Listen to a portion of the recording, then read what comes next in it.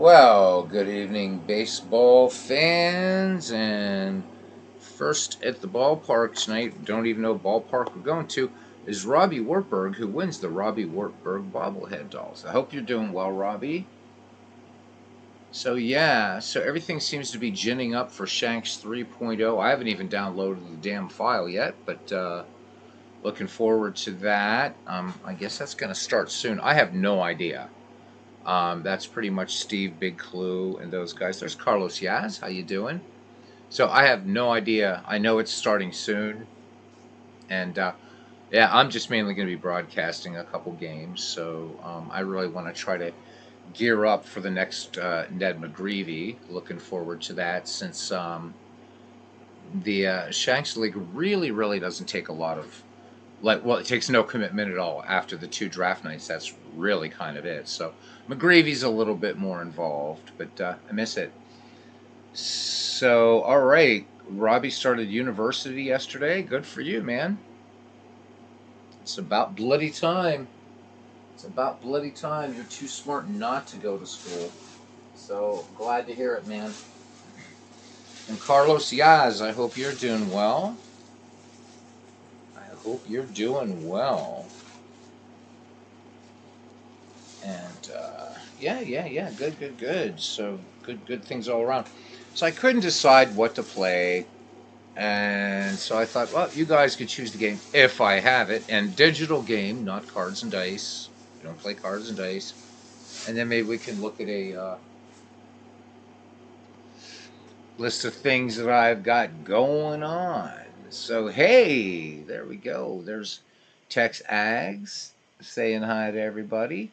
And yeah, so I'm a bit knackered from my job. It's very physical, right now, just doing an animal care gig and stuff like that, working with like 50 dogs all at the same time, all out together. And if anybody's done animal care, that's highly physical. So, but still felt like doing a game. So what we basically have, we do out of the park baseball. We have the 1915 World Series. We have that Mets Tigers thing that I ran across. The 1980. Is it the 84 Tigers and the 86 Mets? I think it was something I started for MV. Never finished that. So we've got that. We've got the all time greats on Action PC Baseball. So there's that. In old time baseball, we have the 1917 season that we can do. That I just started actually back in Out of the Park. What else do we have? Did I say all time greats franchises? Yes, I did. Okay, never mind. Oh, and 1934. Um, I think I have the 71 series. I can't remember. Anyhow, these are just all little tiny things that I have out there. Baseball for Windows, we have OFOS 4, and we also have, we could just listen to Ernie do a call a game on there. Digital Diamond Baseball, or not Digital Diamond, I have it, but I don't play it. Diamond Mine Baseball might even actually do a game on that. And in Action PC, there's the State Collection. There's whatever else I have there. So, not really sure what you guys want to do. But or if it's something where you just want to pick two teams from history and just play a one-off or something, that's easy enough to set up in either Action PC or Out of the Park. So willing to do that. I'm letting you guys choose it because, why not? It's about community involvement. Texag said that he had Action PC long ago and recently purchased it again. Good. Love it, but man, is that game hard to organize. Well, yeah, for that part, okay, but once you do that, Texags, once you buy Succeeding, as long as you have all your stuff in DK Sports Data, the game will find the stuff in your folders, and then what you can do is just import all your park settings. So it's actually really simple once you get everything set where you want it. There's Robert. Yeah, I'm so tired. Oh my God. So am I, but still. So guys, Robert, so he had another game of the year contender tonight. The first one this year, I think, was the in my mind at least, that Pirates Giants game that took place over 3 nights. It was absolutely insane. Well, tonight was a Red Sox Yankees game, and no spoilers. That was a great one, and Robert still manages to do his 10-minute ticker after it. It goes extras. You guys really, really should catch it. It's a hell of a ball game. I still think the Giants Pirates game was a little bit better, but either of them game of the year contenders so far, and not just because they went extra innings, but brilliant stuff. So check it out, guys. There's Aaron Reed. There's Tim. Hey, yeah, Tim. I designed this like some while ago and forgot it was there, and I'm like, oh, I didn't want to put. I'm like, oh, I'll just put that up there. So thanks, man. Appreciate it. But yeah, TexAgs was there at Roberts Network. It was indeed a great one. So Robbie just downloaded the Shanks League file. You're one ahead of me, man. So I'll probably download it like, I don't know, Thursday evening or something and have a look at it, or Friday after work. So Carlos Yaz. So no, so I can show you how to do that. What I've been doing is tweaking it, Carlos Yaz. It actually is a quick start that comes with Out of the Park Baseball, but if you use it, you're going to want to really, really tweak it. So, for instance, like in the All-Time Greats franchise, Cubs franchise, they didn't have Ernie Banks. Believe it or not, had to bring in Ernie Banks. Starting to look through more and more of the rosters, and I had to actually bring a lot of guys in. And I should probably do a tutorial sometime. I did a long time ago on how to import players into Out of the Park. It's not as easy as Action PC Baseball, unfortunately.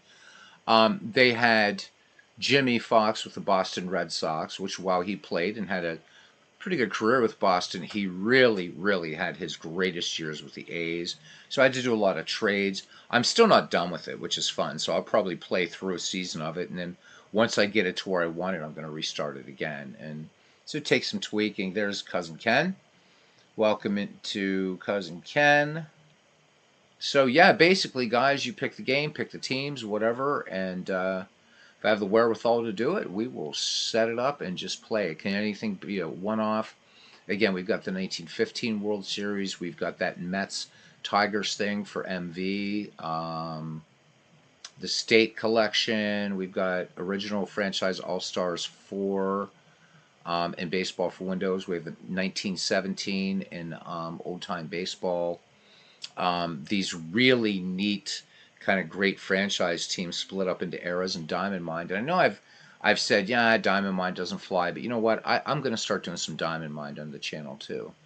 Because there's no crowd noise when people, unless you're in Robert's RGO network, then there is a crowd of sorts. But you know what? People are throwing dice, and that's it. There's no crowd noises or anything. So Diamond Mine really deserves more play. So I'm going to start doing Diamond Mine, even if it does end up to be just Cousin and I. I really love that game, and I'd like to see more people to get into it.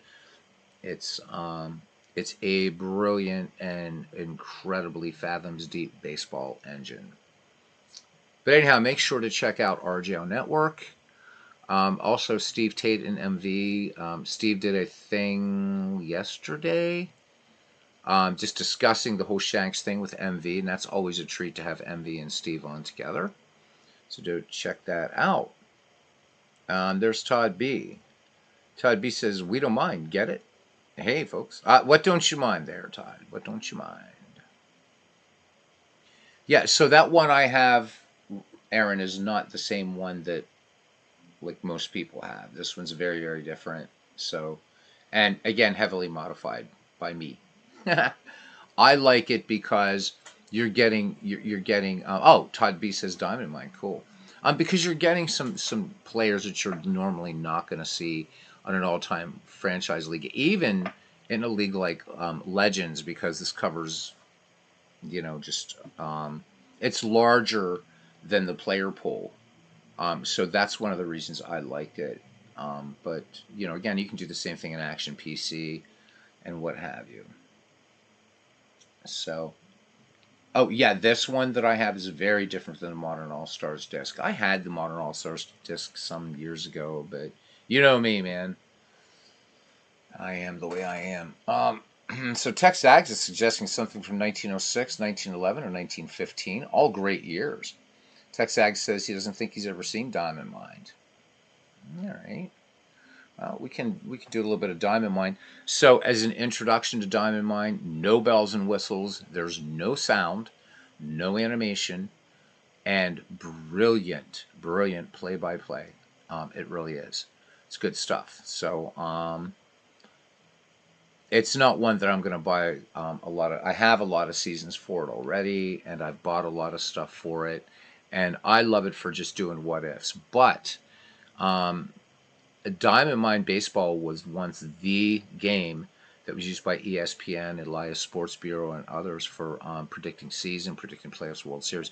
Out of the Park does that very accurately now, and since it has the Major League franchise, I'm guessing that's why Major League Baseball and Out of the Park and other places are now using that. But Diamond Mine is brilliant. It's just been in a kind of maintenance mode of late. They released some new seasons and stuff like that, but there's been nothing amazing. But there's some great, great past products on there that I would strongly suggest. So in Diamond Mine Baseball. So, all right. Well, since Tex has never seen Diamond Mine Baseball, maybe we'll mess around with that for a little bit. Okay. So, and it's okay if it doesn't have bells and whistles, right? It's all right. It's fine, man. It's I mean, let me get rid of my silly banner here. There we go. So this is the Diamond Mine opening screen, and this is the first thing that might turn a lot of people off. All right, so this is you can think of this in a way as having it has the same flexibility as Action PC Baseball, Out of the Park Baseball, and Baseball for Windows. So if you can imagine the homebrew, you can create it in Diamond Mine. But now, of course, like Diamond Mine and like Action PC, you do have to have the discs, or as an Out of the Park, you have everything. Or Digital Diamond Baseball, you have everything. Back to the beginning. Ken has a dice shaker and paper. This is a major upgrade for him. All right, so let's give you just a brief tour, Texags, on what Diamond Mine Baseball is about. All right. I don't want to get into too deep of a tutorial because if you don't have it, you're going to forget all this stuff.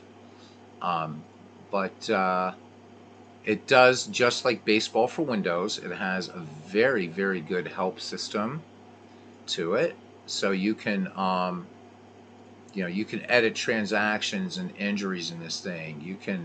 You can play head to head with this. How to play games, tutorials, how to mix databases. So a lot going on there. This is the file menu, believe it or not, is the most confusing thing in Diamond Mine Baseball. Once you get your head around that, you're cool. The most powerful tools are going to be coming under view. So Organizer. So right now, what I have loaded is the All-Time Great Players Volume 1. And these are players from 1880 to 1968. There's about, I don't know, almost close to 2,500. A lot of players. So it's substantially smaller than the baseball history collection, but there's just so much you can do with these right here. So these are all the teams, and as I mentioned, if we look here just in Volume 1, there are 3 different Boston Red Sox teams, 2 Boston Braves teams, 3 Brooklyn Dodgers teams, and again, these are all like different eras and stuff like that.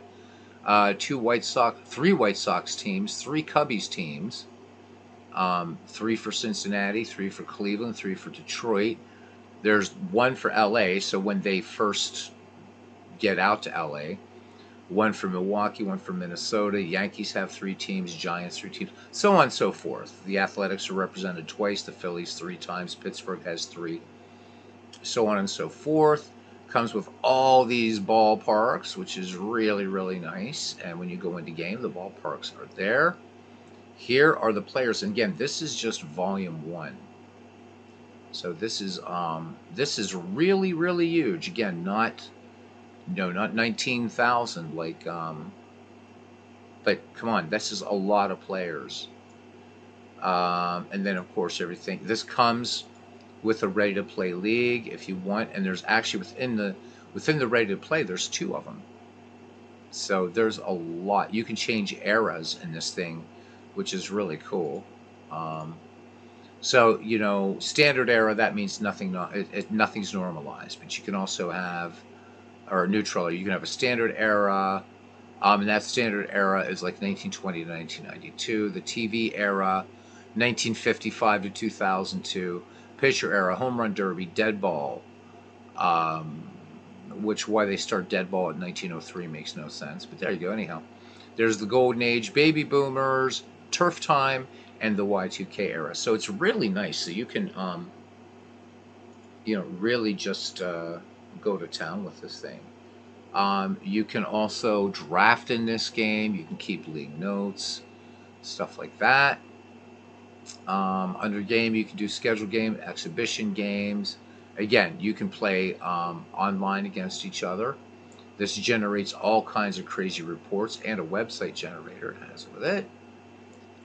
You can, under transfer, this is where you're working with all your league databases, exporting from one, importing to another one.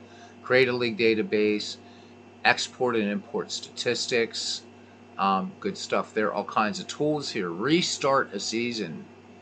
So this is a little easier to use than Action PC Baseball because you don't have different reset and availability tools here. This just is all done, bam, just right there.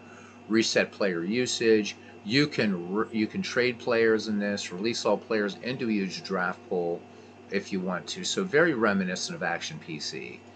And except for the stuff that you have to do in the file menu, which does take a little bit of kind of a little bit of rethinking here. This thing is pretty much, if you're comfortable with Action PC Baseball, you'll be comfortable with Diamond Mind. So asking about the eras, let's go back to Organizer. Okay, so if we go to eras, and you're asking what era is 1920, so 1920 is going to fall under two things. It's going to come under Golden Age, 1920 to 1941, and it will come to standard, also under Standard Era, which is 1920 to 1972. So depending upon the breadth of the league that you're running, and again, or let's say you're doing a season replay and you're doing 1978, but you want to see how those guys would have done in the dead ball era, you can do it. Or you can bring the dead ball era guys forward, however you want to do it. So this is a lot of normalization, and it will take care of ballparks and things like that as you go into those eras too. So it does have park effects as well. Again, really, really super, super deep. Um, and you can modify everything. So let's say Texags, you don't like the fact that like I said, dead ball era, right? So if I can go to modify, and it's doing like 1903 to 1919. I could just easily set this to 1901. Boom. If I wanted to be sinful, like MV, I could make this DH, right? All these at bats and everything. You can estimate certain things like intentional walks hit by pitch, because these things weren't kept as stats back in this time. If you want to do that, we can go over here to average pitches per start, 120. So this is going to be a little higher in the dead ball era, right?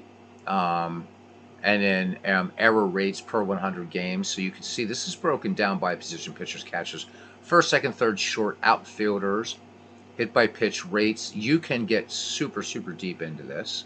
Okay.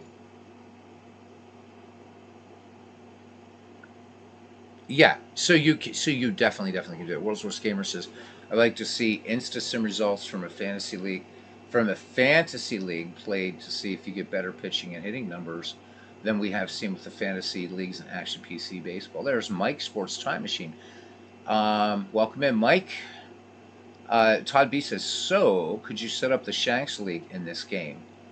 No, you don't have to have every season, actually. What's really, really nice about this for the Shanks League, well, okay, yes and no. So if you have outliers on the Shanks League, for instance, maybe guys that might have had 20 at-bats, if they're not, because you can combine these two databases, All-Time Great Players, Volume 1 and Volume 2, so it gives you a pool of 4,500 players to draw from. So, I mean, you're not going to get Moonlight Graham, right? Or you're not going to guys that just came up for a cup of coffee.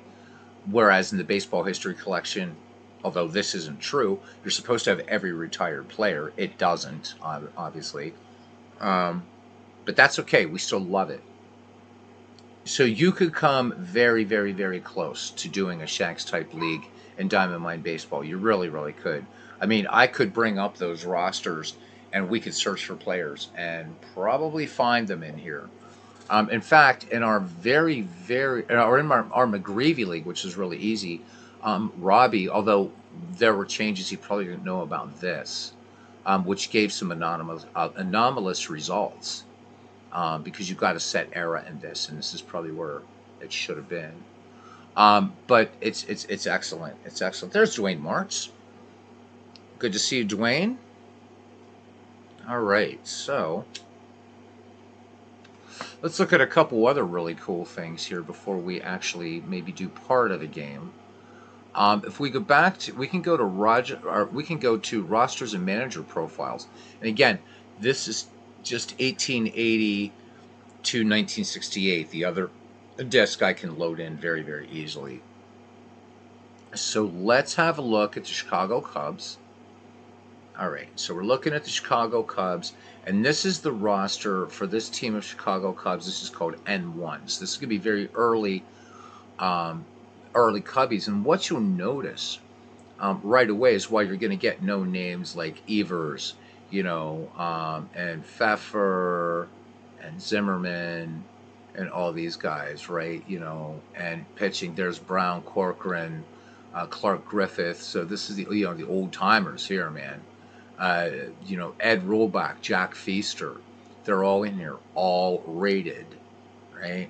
Which is really cool. And you can go in and actually look at um, every player stat. And so this should look familiar to you because when you look at an Action PC card, you'll see real, and under here you'll see season or replay. This just says DMB.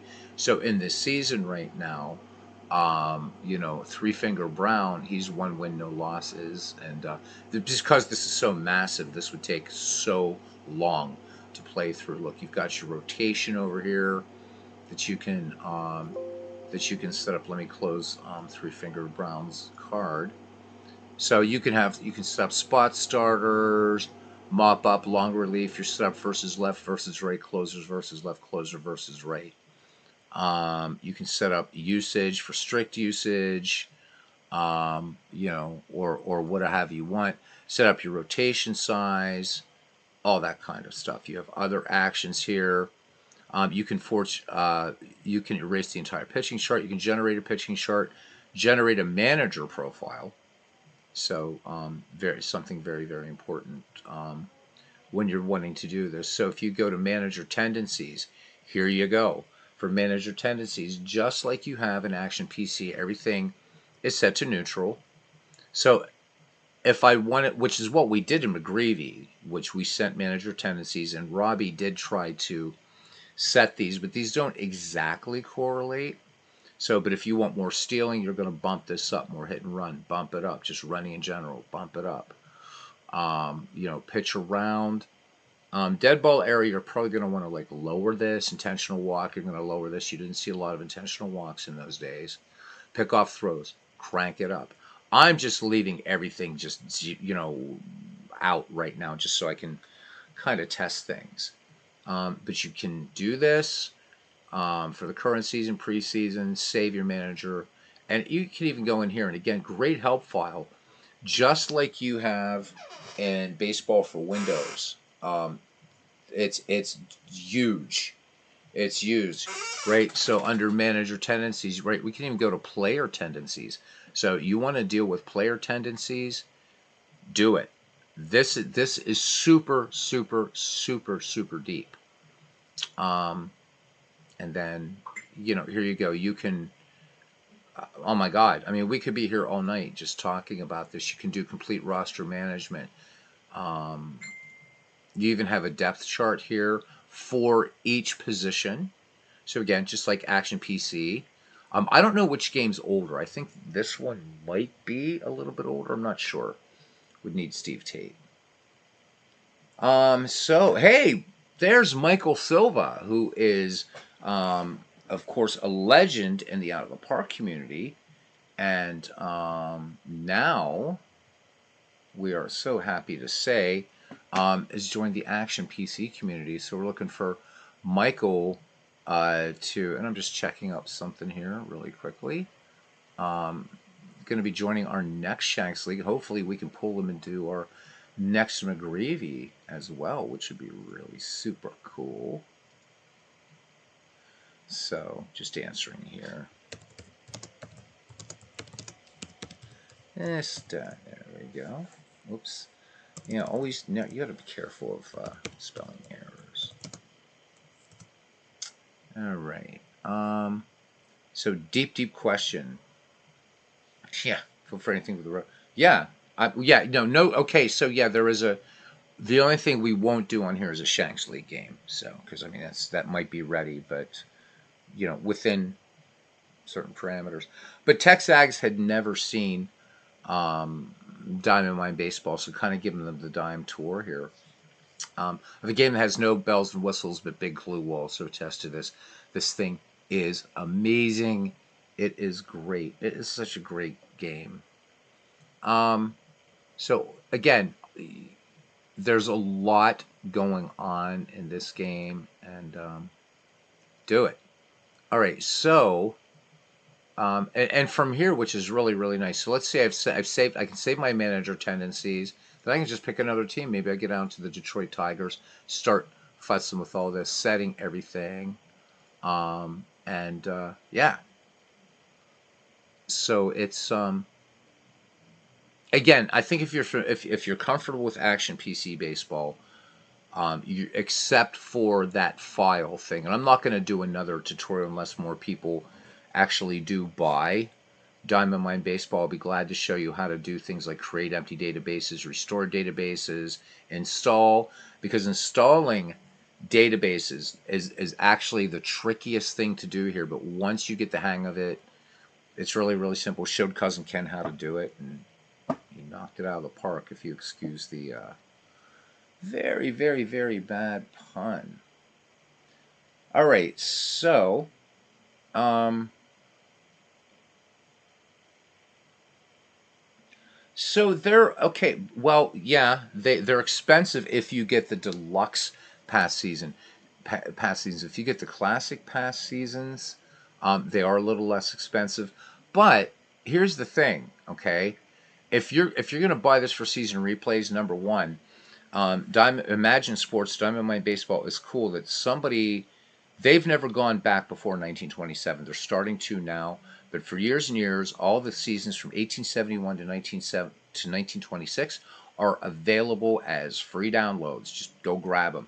There's tons of free stuff for this game, and there's also some great product here for this game. So let me bring up Imagine Sports, and you guys can't see this whole piece of art here, but this is a wolf tattoo design that I'm working with. So unfortunately, the wolf is kind of cut off here. But anyhow, let's go to Diamond Mine just to show you guys what's available here. This thing is, there's just so much. All right, so let's go to Diamond Mine Baseball. And yeah, I mean, World Source Gamers right. Their seasons aren't expensive. So we go to catalog, and let's go to classic pass seasons, for instance. Okay, so these are cheaper than PC Replay. These are $20 a season, and you can see these are going back to like 1920. That's the furthest back they go as far as their seasons. 1920. There's no sort of dead ball or anything like that. All right. Some of them are even cheaper. This is $15. So where you get into PC Replay territory is you have classic pass seasons. This is just classic pass seasons straight, and then this is classic pass seasons with transactions and lineups, right? So now you're going up a little bit here, but not much. Now you're at $19.95, and then finally the deluxe pass seasons are around the same price as PC Replays. These are $24.95 a shot, and you can see there's just tons. But no, I mean, if you wanted to, right? So you have 50 extra bucks left over a month. Buy 2 seasons a month if you want. Unfortunately, they don't have decade sets, and like you're gonna find in with Action PC.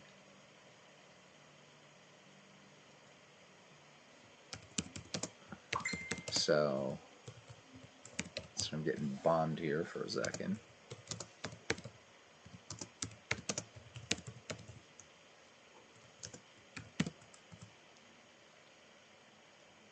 All right.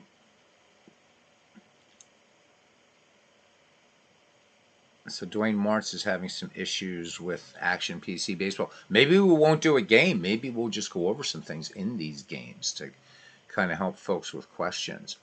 But I'll tell you what, if you get into Diamond Mine Baseball, guys, here's what I would suggest you do. All right.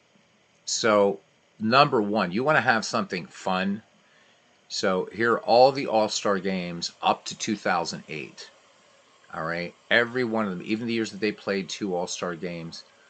These are 15 bucks a pop. But think of it not just in terms of just replaying All-Star games, but just like Action PC, dump them into a pool, mix and match all these things. So they're 15 bucks a pop.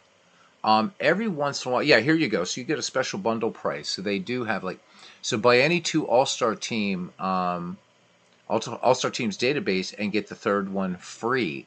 So you could get, for instance, let's just round up for 30 bucks. You could get every All-Star game from 1933 to 1978 for $30.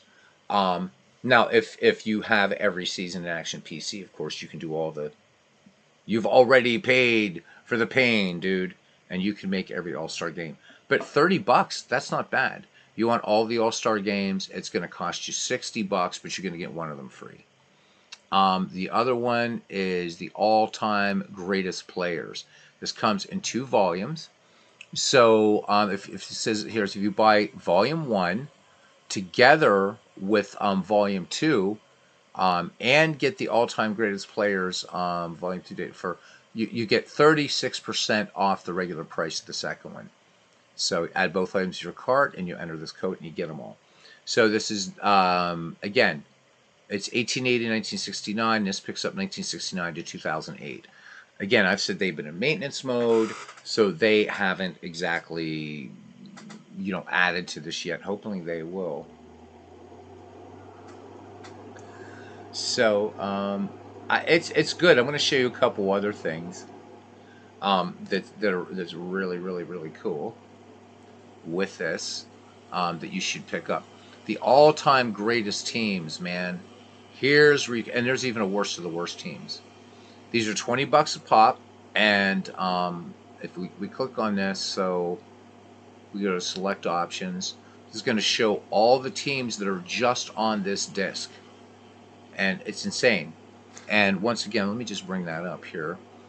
So buy any 2 all-time greatest teams databases and get the third for free. Add 3 all-time great teams databases, including the ELO teams days, which I'll show you, worst of the worst, and use shopping code to apply the discount. So you get a discount. So good stuff.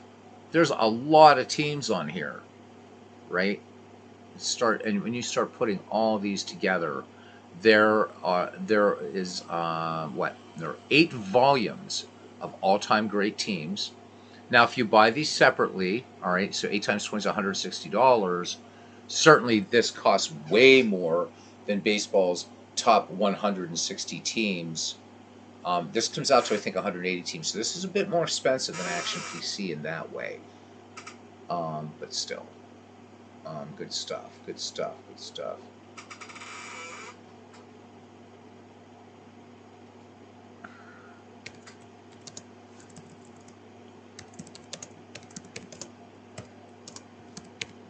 All right. Let me see. What else?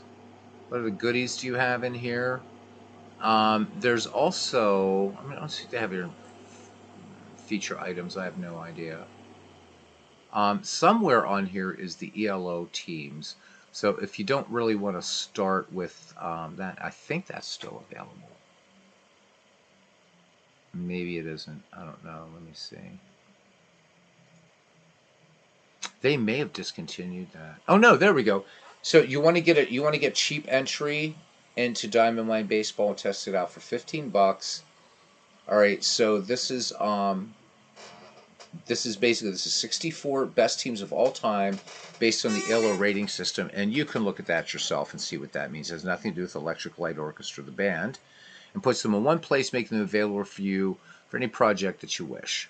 So now what they've done here is they have excluded 1942, 43, 44, and 45. And then teams to be given franchises must be separated by at least 3 years. For example, with the 1939 Yankees included, the 37, 38, 40, and 41 Yankees are excluded. Um, so which is really nice. You get a nice balance. Again, for obvious reasons, you're going to get a lot of Yankees teams, because history. Um, but so what I've done is I've picked up baseball's all-time greatest teams, all 8 volumes, the worst of the worst, which I've never even installed.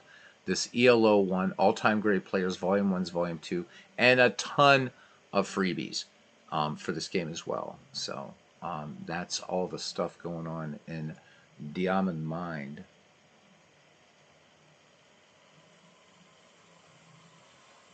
All right.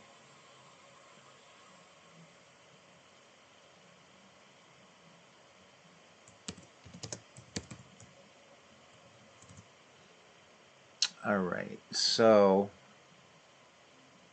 let me see. Let's do something with so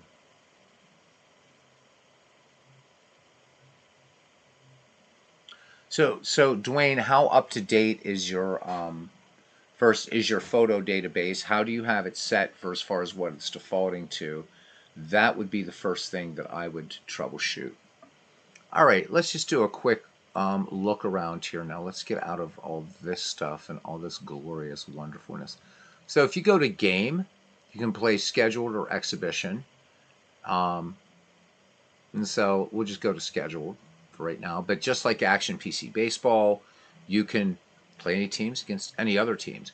And you don't have to worry about having things like it will know how to look in other databases. So let's go back for a second. So there's a big bug in Action PC Baseball. So let's say you have all these seasons installed, but you don't have the teams together like in one league.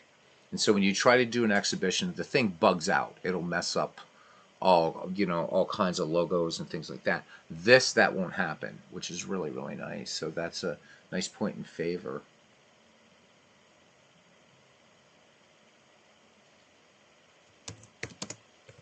So I'll show you what it looks like. The play-by-play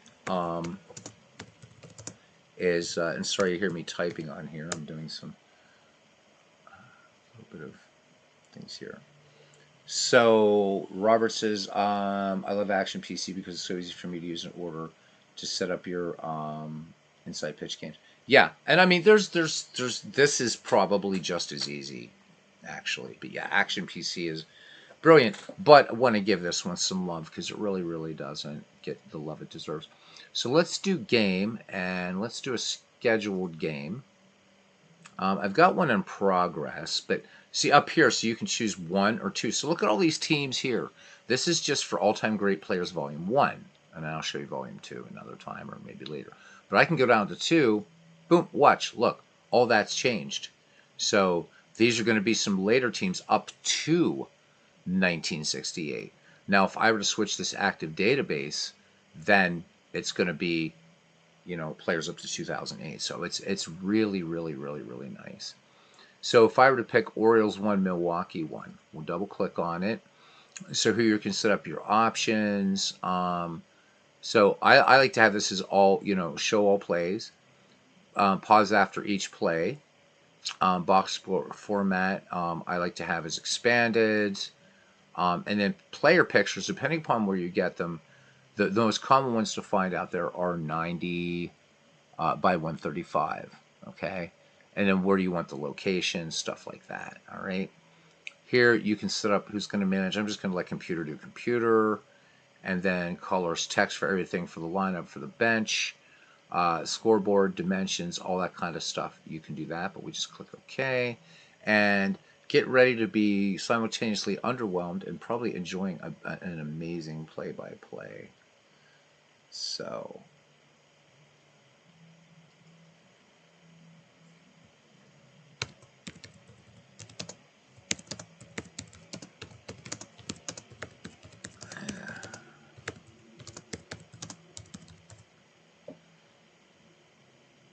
all right. So, we are going to County Stadium. Temperature at game time is 40 degrees. Blah, blah, blah, blah, blah. Just like you see in Action PC. And this is where the similarities end. So, what's nice is you get a top-down view of the stadium. You get all the fence height markers and their distances. And you can see this was not, it may look like it, but this was not a symmetrical park. And you'll see things like, you know, Navin Field that'll have that weird cutout. Baker Bowl will have that, whatever. It's really, really nice. So now when it goes, until it goes through the batting order the first time, it'll just, like, as soon as I click go, this will say whatever the pitch count's going to be. So it's down here. It's going to be Warren Spahn, was Don Buford, in there. But you'll see as the game goes along, this gets so much better. If I was managing one of the teams, then there's going to be a lot more managing things that you can do. But you can go to your lineups, right, and you know, all that kind of stuff. So let's do this. All right. So nothing on Buford. Spahn kicks and deliver. Buford hit one's a center field. That one hit well, but back on the warning track, the catch is made by the backpedaling Sam Jethro. Now I know a lot of these players, so I'm going to add in their names. All right. So I'm going to look here if I'm calling this game. Jackie Brandt steps in now against Warren Spahn.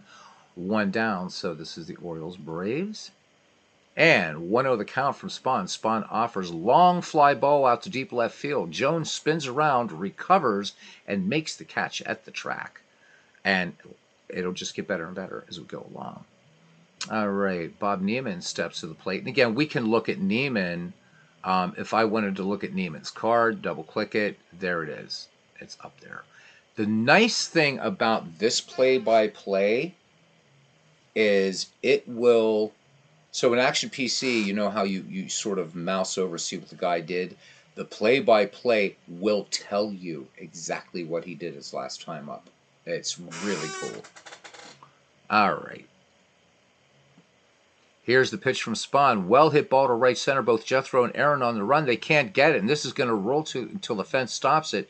Relay comes in, and Neiman is in with a 2-out base hit. So runner in scoring position for Baltimore. 2 down, and that brings up Jim Gentile. Spahn ready to go now. Play protection here at 1 and 2. The let-up pitch rolled regally down the right side. Spahn off the hill has it, getting Gentile for the out on a ball that could have been trouble. Side retired, and if you missed all that, you go here. Side retired. That could have been trouble with a faster man running. We'll give you the scoring. So, guys, for those of you that are doing Digital Diamond Baseball, and you've got those, you know, the longer things you have to do in, this does automatically, which is really, really nice. Which has nothing to do with Digital Diamond, but I like that. So we see this last play was a 1-3, so your scoring's there, and it does again. It'll keep a running score sheet, so there it's already started, as you would expect, right? It's also keeping a game log as it goes along. Box score, of course, as you would expect that it would do. Okay, so we're back to the game now. Sam Jethro here to lead it off here from Milwaukee. Bottom of the first inning.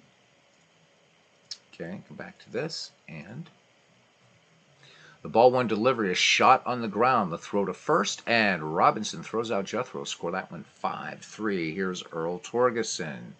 Torgeson, I know, spent some time with the Chicago White Sox, his 59 White Sox. Here's the windup of the pitch. Strike 3. Pappas with a good sinker. Torgeson missing over the top of it, and down he goes. So it gets into all this great detail. Love it. All right, take a little quick...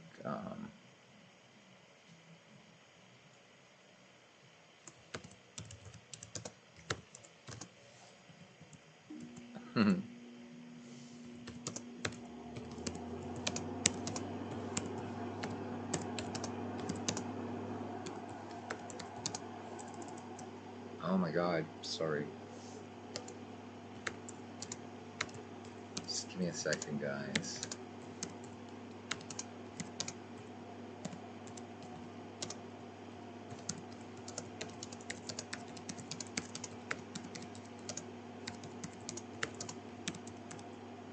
All right, back to it. All right, here's Hammer and Hank Aaron now. One ball in Aaron. Here it comes. Ground ball hit to third. Robinson down to his knees to play it. Straightens up, throws over, and Aaron is retired. All right, so Brooks Robinson now starts it off in the top of the second. Pitch to Robinson, hard hopper to third, and it ate him up. Matthews taking it right in the jaw, adding insult to injury. The third baseman is being charged with an error, which he'll not be too happy about. Anyway, he missed the last part of it. When he recovers his senses, so then it says the scoring E5, B1. So it gives you that nice scoring in there. Okay.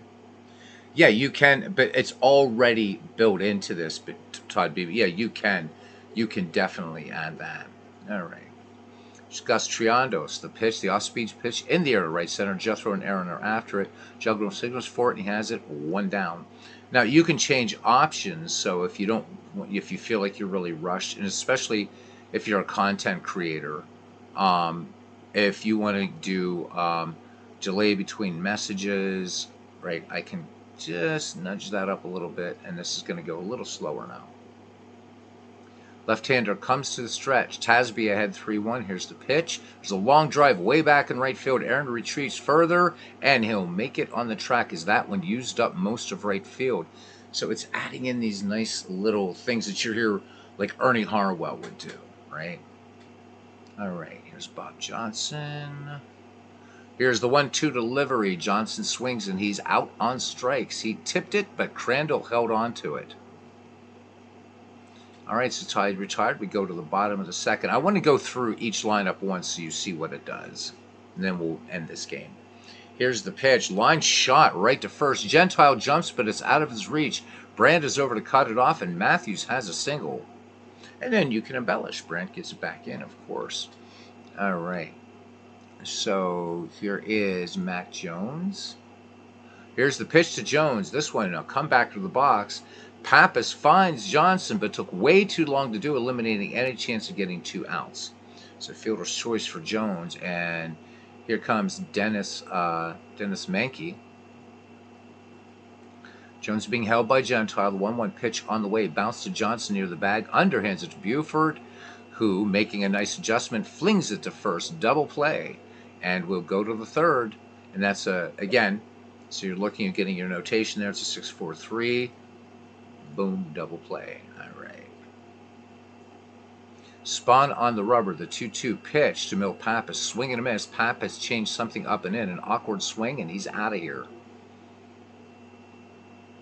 And now we're back at the top for Don Buford. And it will say his name. Don Buford steps in, drove Jethro to the track last time up. 1 ball, 1 strike. Spawn works to Buford, hitting the air to the left. It's going to stay in the ballpark, we think. Jones coming in, now moving back a few steps, and he has it 2 down. Score at 7. Here's the right-handed hitting Jackie Brandt. Spa stares in. Here it comes. Hit on a line to right field. Running for it is Jethro. He dives, but it's just out of reach and goes all the way to the wall. Jethro's up with it. Brandt looking for 3. Here's the throw, but it's too late. Jackie Brandt pulls up at third with a triple. So runner on third here for the Baltimore Orioles as Bob Neiman comes in. So the right-hander, Neiman will face Spawn. Double to right center last time. The 0-2 delivery, little roller right side, and Menke makes a nice play on it, throwing out Neiman as he came in, scoring 4-3. And that's basically what happens here. There's just so much.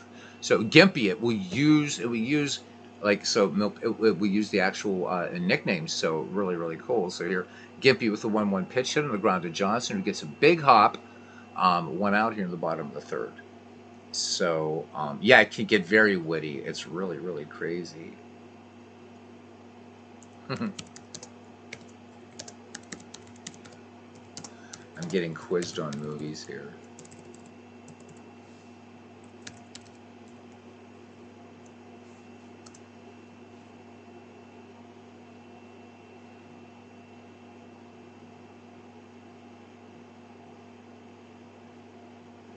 So, any questions about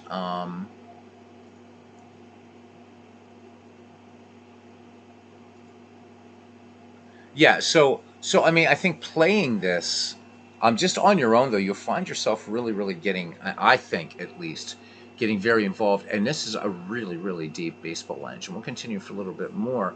Pappas has the sign. 3 balls, 2 strikes. Pappas comes to the plate. Ground ball to the right side. The play's made by Buford, and Del Crandall is out. Scored 4-3. 2 down here, and Warren Spahn. So Pappas in the rubber. 1-2 the count. Gimpy deals. A swing, a miss, and Spahn is gone. Pappas getting with a hard slider, dipping below the knees. It's the nice little detail running on an absolutely splendid baseball engine. All right. We're still scoreless here in Milwaukee, as Jim Gentile steps up over the fourth, grounded out in the first. Here's the 0-2 pitch, and Gentile goes down looking as Spahn paints the outside corner. Coming to the plate, Brooks Robinson. Here's the pitch. A shot to Torkelson on one hop. It nearly knocked him over, but he manages to glove it and takes it to the bag for the out. Here's Gus Triando's number 6 hitter. Spahn stares in. Here's the 2-1 pitch. Chopper over Spahn's head. Menke takes it in front of the bag, throws to first just in time. So that retires the side. We go to the bottom of the fourth, and we are scoreless here in Milwaukee. As Sam Jethro is up, he bounced to third last time. The 1-1 pitch grounded wide of third. Robinson dives, and he's got it. Gets up, guns it to first, and gets him by a step. And we certainly know that Brooksy made plays like that.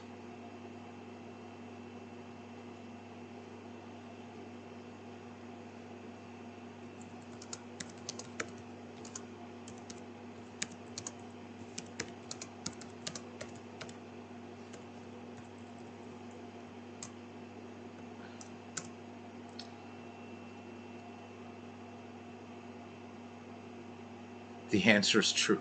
All right, here we go. All right, left-hander Earl Torkelson comes to the plate, struck out in his first appearance. Here's the second pitch to Torkelson, looped off to the right, drifting in his Brandt, and makes the catch. So fly out to right field. 2 outs, bases empty for Hank Aaron. No balls, 2 strikes on him. Pappas is pitched, and it's a ground ball down the third base line. Backhanded stop by Robinson, over to first, very close, and Aaron is just out. And not just realized, of course, 2 great third basemen in this game, Eddie Matthews and Brooksy.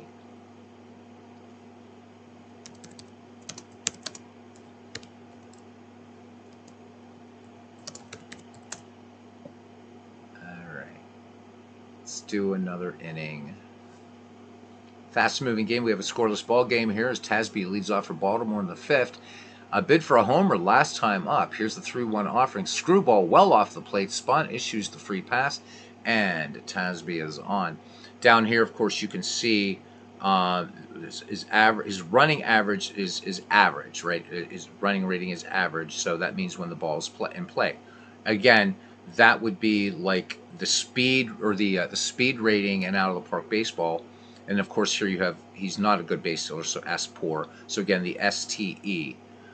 In out of the park baseball, the analog to that in Action PC baseball is, I believe, run and jump and steal percentage. And yeah, so here he can get a fair jump, not a very good baseball, but he can get off, and as long as that right, as long as the ball's in play, he could make it to third. Could make it to third on a single, but he's not going to try to steal unless he wants to run on. Del Crandall down here, you can see everything done by numbers and stuff like that. Okay. Nobody out for the right-handed Johnson. Went down on strikes the last time. Spahn comes to the set. The 1-strike pitch. Johnson with the roller left side. A nice play by Logan as he throws Johnson out of first. Tasby will move along to second. So runner in scoring position. And some of the things I'm adding in, like runner in scoring position. All right, Milt Pappas. Yeah. Pappas standing in. Here it comes. Grounded to the right of Menke, and he won't reach it. It rolls into the outfield for a base hit. Tasby around third, coming home. Jethro doesn't risk the throw, and Willie Tasby scores. So it's 1-0 Baltimore Orioles here in the top of the 5th inning.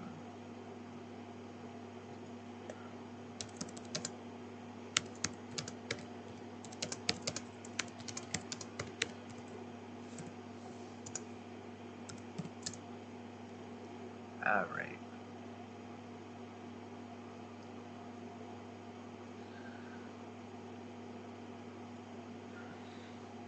All right, here's Don Buford again. Routine fly out to left field in the third. Somewhat, not much of a lead for Pappas. 3-2 pitch.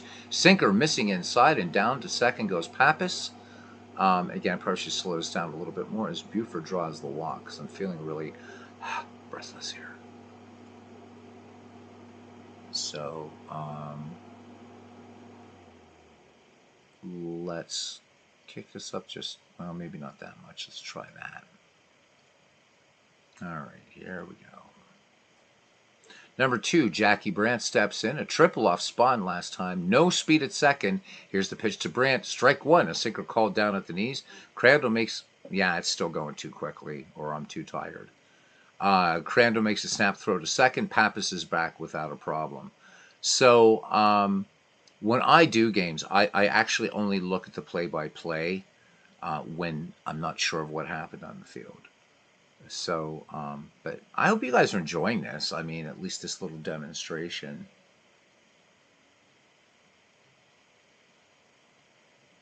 So, let me see. All right, Spahn set. Here's the 1-1 pitch. Poked out to center by Brandt. Jethro scarcely has to move, and he pulls it in for out number 2. Pappas holds at second. So 2-1, 2 down here. 1-0 your score. Baltimore playing one here in the 5th. Bert Neiman to face Spahn now. Bounced out his last time up. Here's the 1-2 pitch. Did he go? I think he did. Yes! And that's a strikeout for Spahn.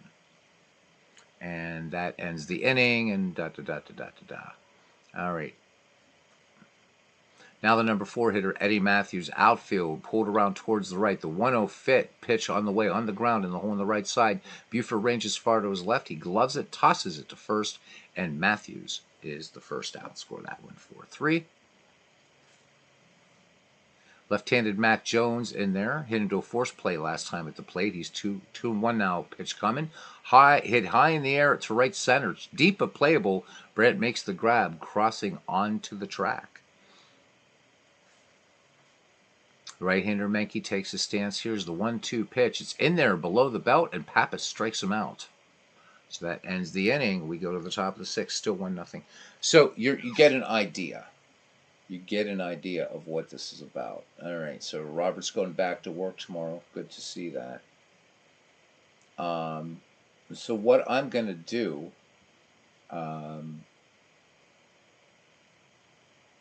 So you play this game, World Source Gamer? Because I have never seen sorting and stuff like that being buggy at all. In fact, I've never run into a bug at all.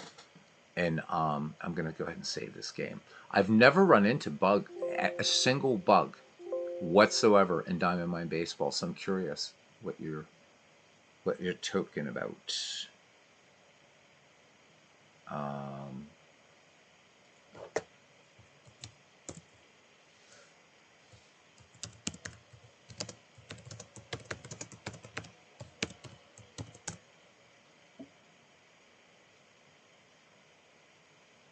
I've never had that problem ever, World Source Gamer. I'm not doubting you. You seem to run into some interesting issues. I don't know. This thing, I have tried to break this game. I put it through its paces. I have never had a single bug with Diamond Mine Baseball. It doesn't switch tabs right? Really? Really? Boom, boom, boom, boom. Works for me, man. I wonder what's going on with yours. Yeah, so Dan Burke saying that the play-by-play in Diamond Mine is the best out there. It is. Harwell, very, very close second. And I mean, again, I don't use it, but Action PCs is pretty damn good too.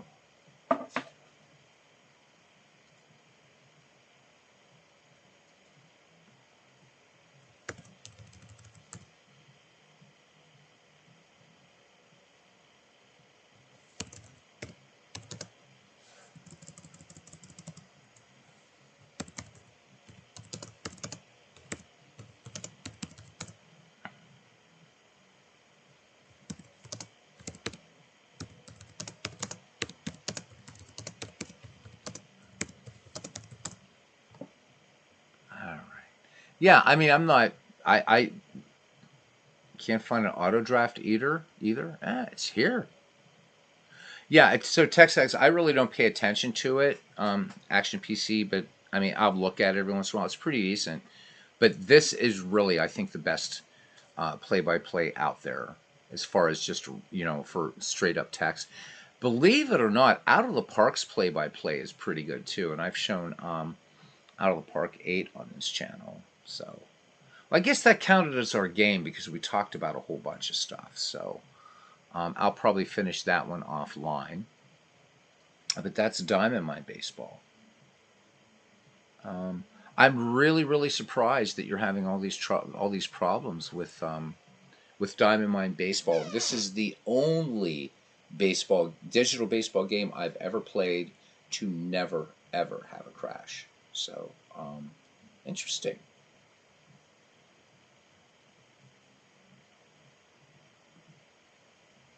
Oh, me, I play action baseball a lot. If you're talking to me, yeah, I play it a lot. So, um, no, I'll save it for another. I wanted to because Robert already left. I wanted to address a comment that he made about game engines and how they cheat in possibly digital games, but not cards and dice games. And I wanted to kind of we'll have a talk about that some night, not right away. I'm not really up for another 7 hour stream anyhow. So, but yeah, Texags, I play a lot of Action PC Baseball. It's my favorite baseball sim, actually. Um, how the hell do I want to get out of here? That's how I want to get out of here. So let's look at Action PC just really quickly because that way you can see some similarities. If you have one, you should be comfortable with the other.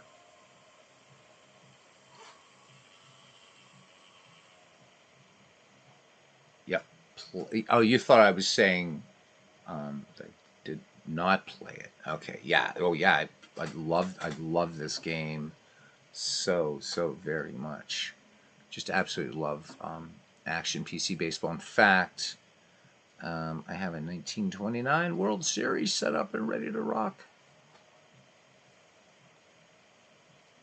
Do we have time? Well, some people will drop off, but so Ken Castro, this is high praise for him. He says he's not a PC guy, but Diamond Mine baseball seems smooth and trouble free for him in the 6 months he's played. Chris, hey, he says, hey, I'm confirming Friday, 10 a.m. my time. Yep, absolutely. Looking forward to it. So I had to cancel Monday with Chris, guys. I had some stuff I had to do, so it's going to be going to have Chris Slovic on here Friday morning, 10 a.m. Eastern Daylight Time. So, is Apple PC compatible with Windows 10? Yes. Yes, it is. TexAgs, are you ready? Watch this. There it is. There it is. There's Apple PC Baseball. Well, it should be coming up on your screen in a minute. Yeah, there it is. This is the League Manager. It is completely compatible, and I could actually start a game. So you have to buy the new version 5.75, but it is indeed compatible. Yep. Yeah, and I don't have to go into work, Christopher, till 2:30. So, we got a few hours. We can as crazy as you want to get, my dear friend.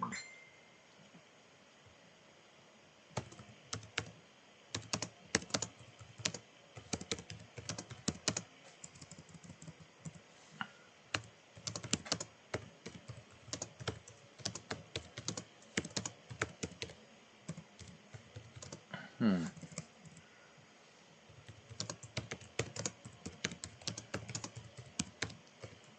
So yeah. Yeah, I mean everything I play on here. The only thing that's been giving me fits lately is Pure Sim Baseball. Unfortunately, I don't think that's gonna go. So. Well, the reason it doesn't Texags is because John Gerson doesn't know how to market his product and doesn't really care to, it seems. My opinion, there, saves me from being sued like I have anything to give him. Yeah, so it will work. In fact, old versions of Baseball for Windows Prior 5.75, you actually have to run in a you have to run in a virtual machine. So, but yep. So this one would be ready to rock. We've already done old time baseball, but I just want to mix up more baseball games on here. I've done so much action PC baseball that it actually feels cool to get back to out of the park and then all these other games. And it's like, you know what? If nobody watches them, there might be somebody out there in YouTube land to be like, hey, what's this Diamond Mine thing? So yeah.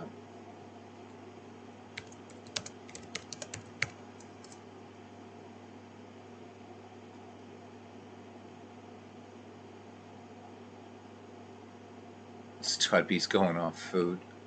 Yeah. The other thing, of course, is that yeah, Texags. Let me tell you what. Let's just why not? We're gonna make this Texags night here. Show him different things.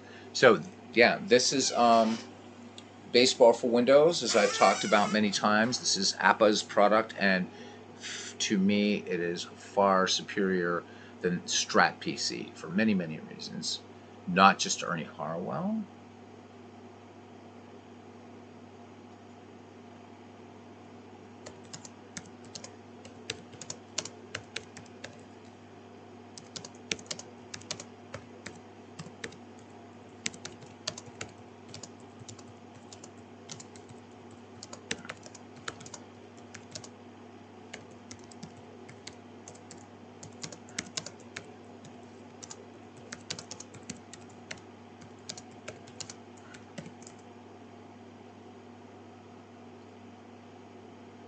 The sports show. Somebody here new. Welcome to the sports show. How are you doing? Welcome to our channel. We call it that. I'm not being the royal we. It's everybody in here that's helped build this community. So Texags, this is well, I think you were here when I've done some run throughs, and this is a very modular game. So this is where games are played, and you're setting all your league rules and stuff like that. There's the advanced draft where you actually are doing drafts and importing seasons, what have you. There's Statmaster for keeping track of, generating insane reports on your on any replay or what if project you're doing. And then finally, my favorite, the migration tool. The migration tool rocks. So anyhow, yep.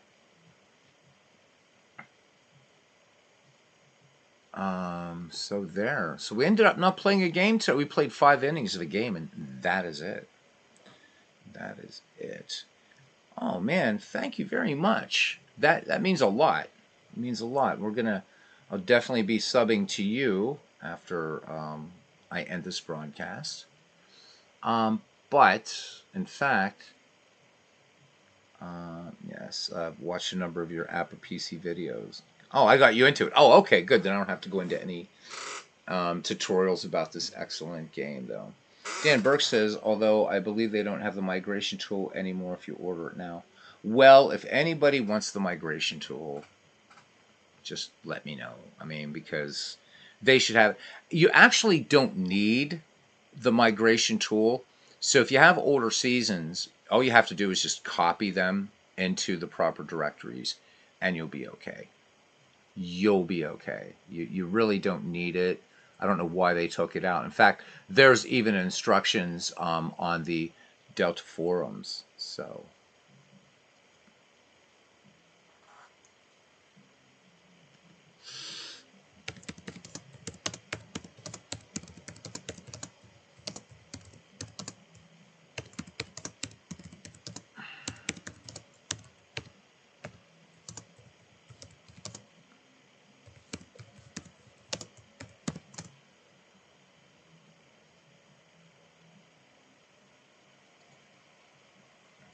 So the migration tool, I'll bring that up for you, Tex. So for long time, this was something that APA, I would always praise them for doing. So if you were a long-time owner, right, of Baseball for Windows or previous versions, so the problem with Baseball for Windows is it has the old Baseball for Windows. So prior to this edition, it had a 16-bit installer, and the problem with 16-bit installers is they won't run on 64-bit systems. So the last system that you could run the old version of the game on was actually Windows XP, but you had to do some finagling. It was still a little bit weird. So what I did to be able to just bring over all my old seasons and stuff and still be able to use the Fan Park Encyclopedia is I went on eBay and spent like $89 or $90 or something like that on just this old laptop. It's a Vista machine. I put an XP virtual machine on it, and I can create anything I want. So, and then what I do is save that to a zip drive, plug the zip drive into this modern PC here that I'm using, and then it would just list every, ballparks, seasons, whatever, and I just click a button and it just installs everything for you. So the migration tool really, really nice for that.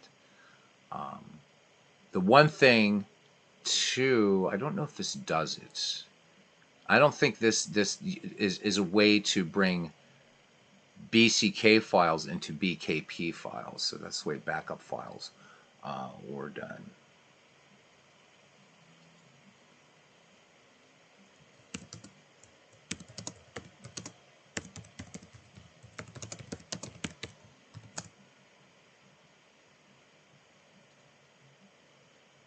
All right.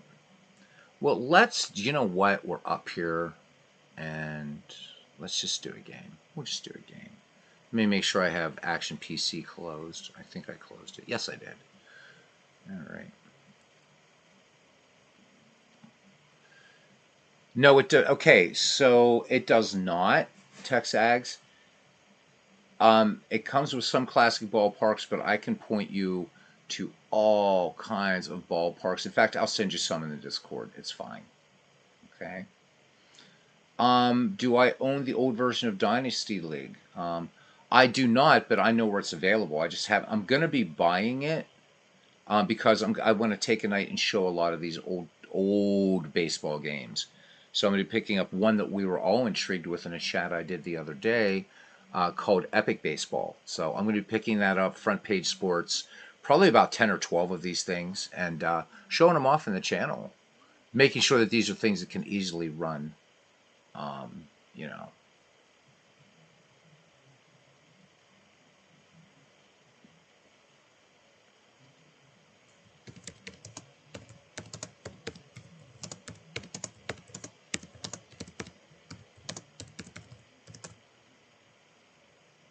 So let's do one.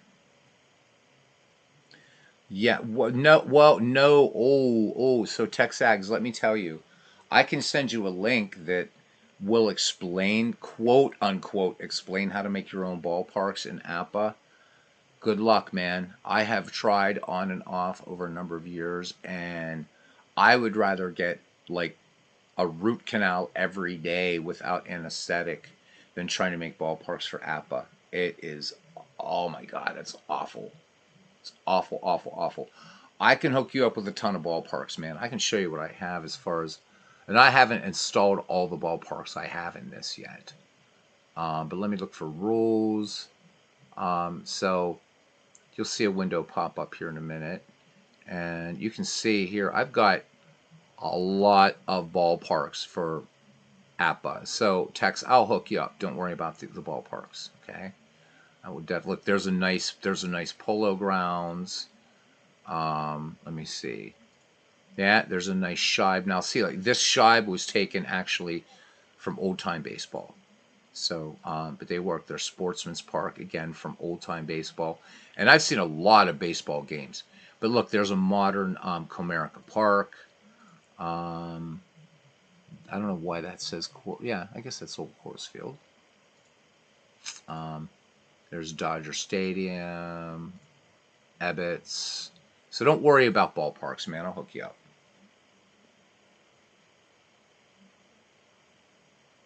You have to double click on. Okay, so good.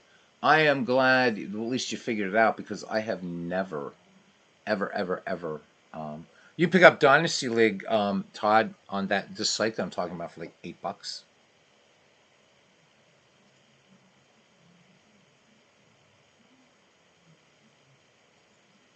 Hmm.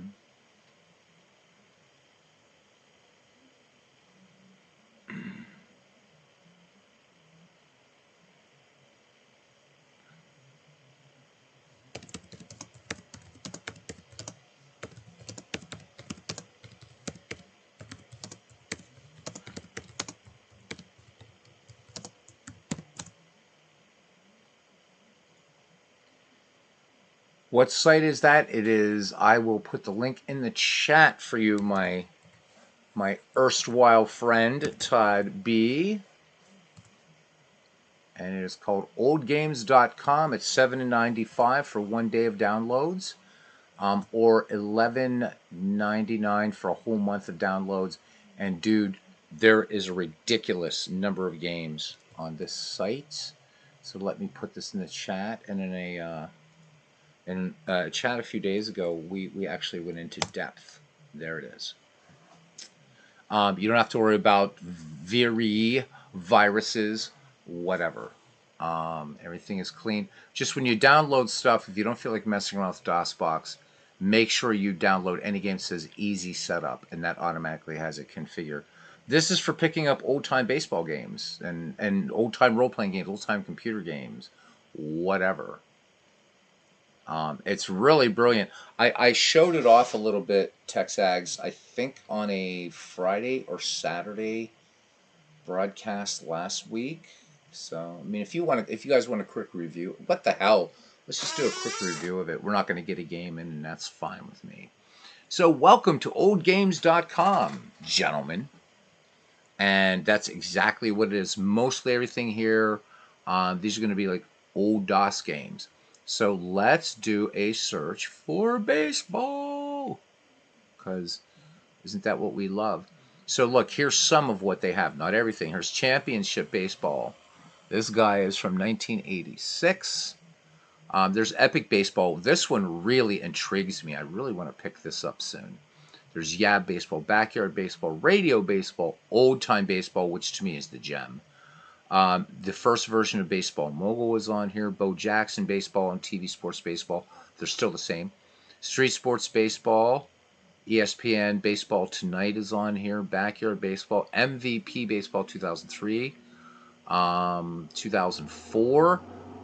What else is here? Microsoft Baseball 2001. Strategic Baseball Simulator, which is available. I would get, this is the old one. Get the more up-to-date one. It's out there. There's Sporting News, RBI Baseball 2, Diamond Dreams. I know Dynasty's in here. I just don't remember exactly where it is. But it's basically the forerunner of the game we were watching. So a lot of times when you're clicking on here, like if you go to ESPN Baseball Tonight, you're going to look down here and see, right? Because there, I didn't even mention Earl Weaver. Both Earl Weavers are on here. And this Earl Weaver Baseball 2 actually has everything. And what's really, really cool is it looks very, very different from the original version. So we can look at some screenshots here really quick. It's got the ballpark creator, tons of teams, but look at this, man. That's not bad looking at all. You look at that pitcher batter screen.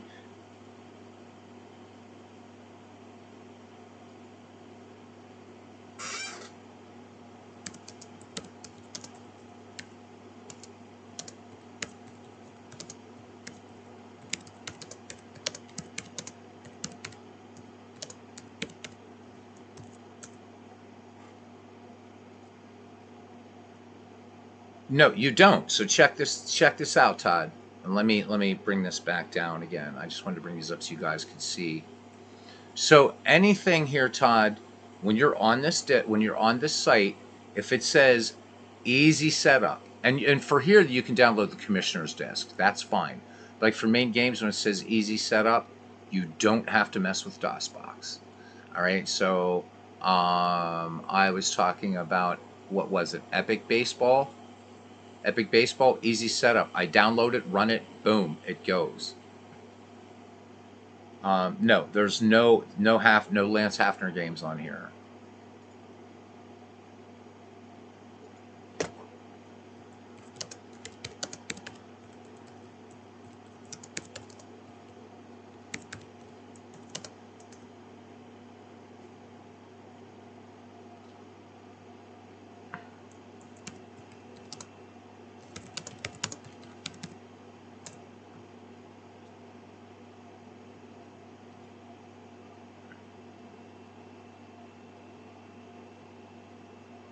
Lots of games, and it's not just sports games. But for those of you who are sports fans, which all of you are except me, There's 1,004 sports games on here. Um, oh my God, there's tons of arcade games. There's just Amiga games. Now, if you want Amiga games, you're going to need an Amiga emulator, but those are freely available. Or if WinUA is free, but there's also some better ones like Cloanto's Amiga Forever. Makes your computer thinks but this is great. So look, there's F-Ball, which I'm never going to show you guys, but yeah, there you go. If you don't pay for it, the download's super slow. So it's worth it for the games that you can get on here. In a month, man, you could get like everything on here.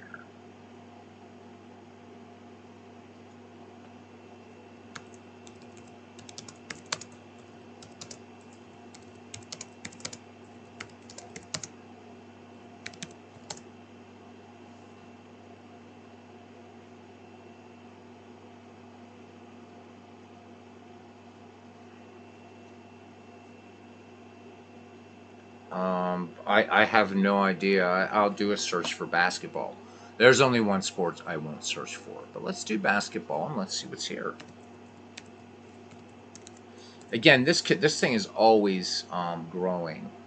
So what do we got here? Future Basketball, Backyard, Basketball Challenge, NCAA Championship Basketball. This is 1996. 3-point basketball, World League Basketball, TV Sports, Street Sports, Backyard, GBA Championship, TV. Yeah, again, okay. Timeout Basketball, Magic Johnson Basketball, General Admission. That's like a pinball game. There's NCAA Basketball Final Four 97. Trying to find the one that you're talking about. Yeah, I think that's. But again, if I go into NCAA, let's see. See now again, there's more, so you really have to dig deeply, right? So here's NCAA Road to the Show, Final Four 2. So it's not going to have everything, but again, pretty nice looking games, man. This is a game from 1997, and again, it's not bad. Don't expect PlayStation 5 graphics, certainly, but certainly very playable, I think. And what are you going to be at? It's $11.95 for a month of downloads.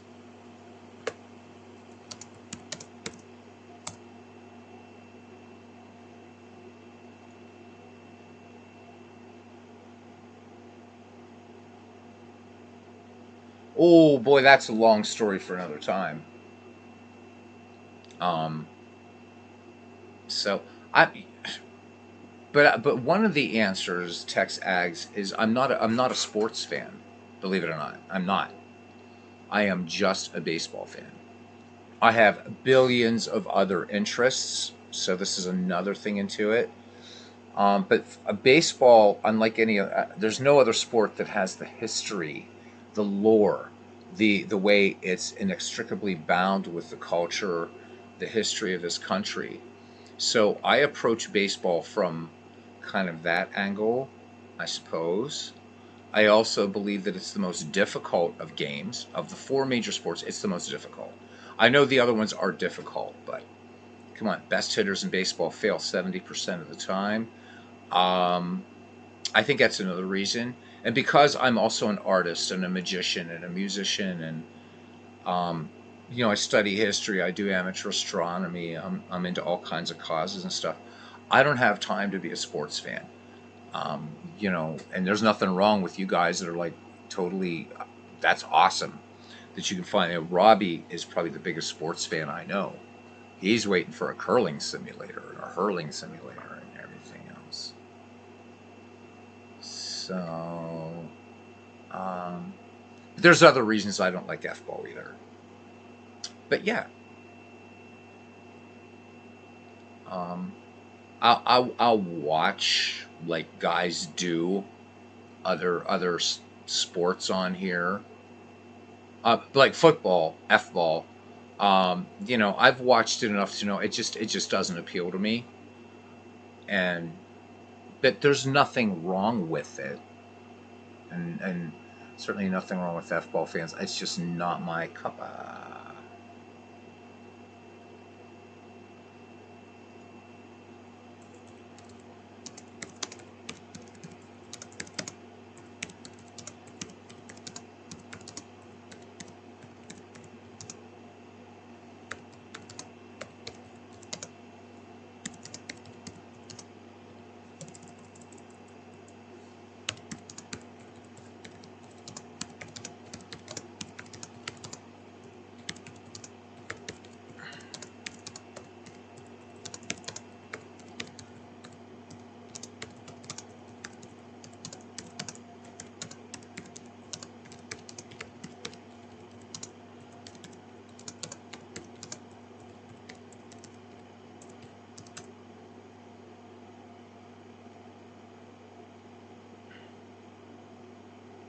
Huh. Texas, my best sport growing up was baseball. It was the only sport that I could excel in. It was all districts in high school, and that was as far as you got. That's awesome. So I didn't even like I played as a kid and stuff like that, but by the time in high school, man, I was immersed in theater and music and all that kind of stuff. But the thing that stuck with me my entire life was a passion for baseball, and I find that it is not diminished. In fact, it is augmented all the time. I am absolutely love baseball. Just I love it, love it, love it, love it. And so when I'm in a sports mood, this is the game that I want to immerse myself with, immerse myself in is baseball. And thanks to pretty reasonably good health, I'm able to do all this stuff and enjoy it and have fun. I thought about getting involved in a city league the last time I was living in America, but I don't want some dude thinking he's Nolan Ryan and wailing the ball, and I don't feel like getting beaned by, Frank the insert occupation here. So.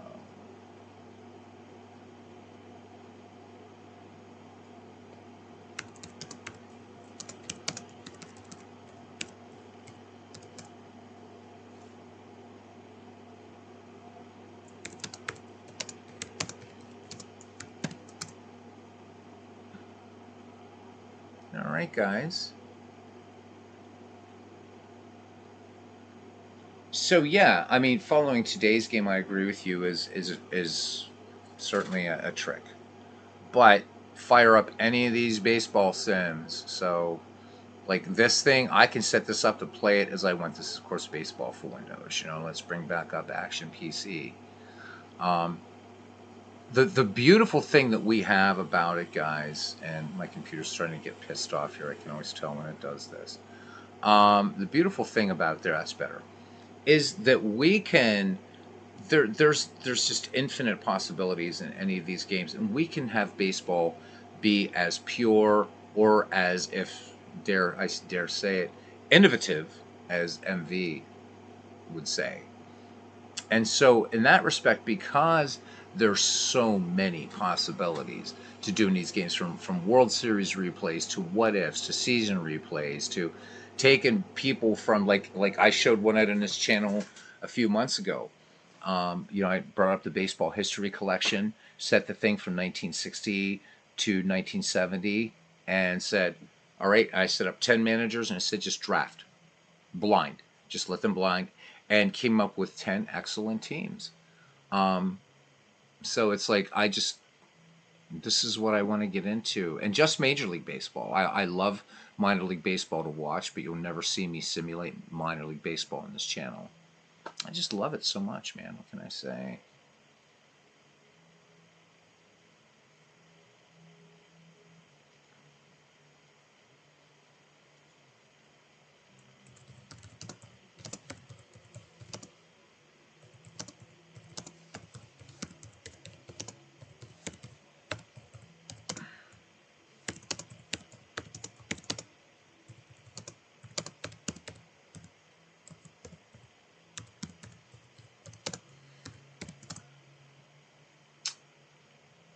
All right. Yeah. So yeah. I mean, I have all those apps because that's the way I think. So the way I organize things is through disorganization. If I put everything into little neat little folders, I'm screwed. Now within like certain things like my email, like I keep email very, very organized and stuff like that. But I can find any app I want. And that's you're only seeing one monitor. You didn't see the other one. So yeah. Yeah.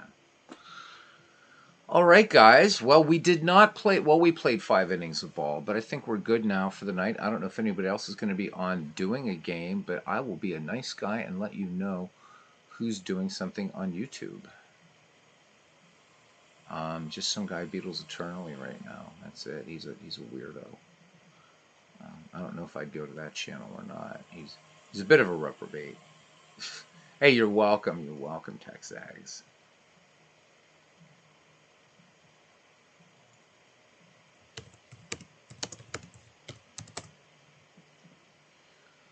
All right. Well, I guess we'll go ahead and sign off. Sports Show, thanks for coming in. Carlos Yas, TexAg 75, Cousin Ken Castro. And again, the Sports Show, welcome in, Cousin Ken Castro. Heart and Souls channel, gotta add that. Hope you'll come back and visit when we actually do a game and just have good chat here. It's really all about the banter and family, friends here. Todd B, thanks, bud, for coming in. D. Scott Howard. All right, D. Scott Howard was in. World's Worst Gamer, of course, our good friend. Dan Burke, Robbie Wartburg, who was first in the ballpark tonight and gets the Robbie Wartburg bobblehead doll. Christopher Slovic, remember, guys, Friday morning you are going to hear some amazing stuff from Christopher Slovic in terms of just great tales and stuff that you are absolutely going to revel in. And not just baseball. I've lifted the F-ball restriction for Chris. So do tune in. You'll hear some great stories about a lot of things. There'll be a lot of baseball. Robert, RGO Network, guys, I'll remind you, if you're still in the mood for baseball tonight, please do check out that Red Sox-Yankees game that Robert did earlier on Inside Pitch Baseball, as he likes to call it. Aaron Reed was in. He says baseball game that was hidden success for the NBA Jam. It was called MLB Power Up Baseball. Never heard it. Never heard of it. Wow. Cool, Aaron. We'll get Aaron on again. We're doing a 1990 World Series replay. We will get him back on for some more color. He and Randy Savage. Michael Silva was here, very quiet in the chat, but was here tonight. Thank you. Known as Silva M in the Out of the Park forums. And if you play Out of the Park baseball and you have the All-in-One Stadium mod, that is the man who made it. Clee Baseball Fan 879, who just finished a 2007 Stratomatic Cards and Dice, I believe Super Advanced. 2007 Indian season. I think he's getting ready now for Divisional Series postseason. So check out all the great content creators and also keep up with what you're doing. And Legends, as he... Yep. Sorry, Legends, how you been, man? We're missing baseball. How's, if you don't mind answering a couple questions or so. Or just what, how's the net, or how's FSBL season 2 coming? Are we looking like 2 weeks out? Or I'm missing it, man. I'm missing it big time. And I know the rest of the community is as well. Oh, good days away from the family. Good. Well, you've certainly earned it. Certainly earned it.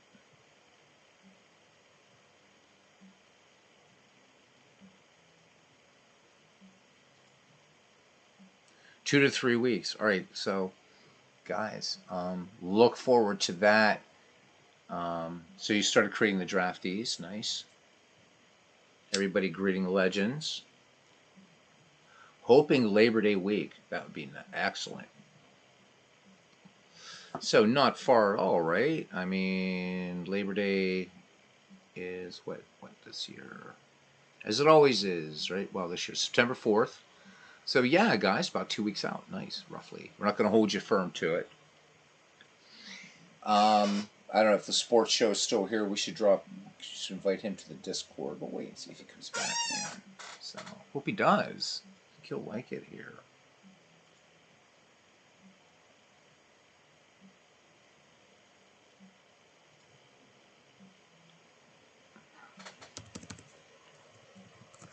All right, gents. With that being said, I'm starting to get a nasty reputation for saying, okay, well, we're now at the end and we're still going. So I'll be doing a game tomorrow night. Definitely. Everybody's like, play one, play ball, play ball, play ball. You're better off having a text or a Legends game, but I thought he was going to be doing something in between time. I don't know. So in the midst of putting together the FSBL playoff top 10 games, that's the thing I was talking about that we were waiting for. So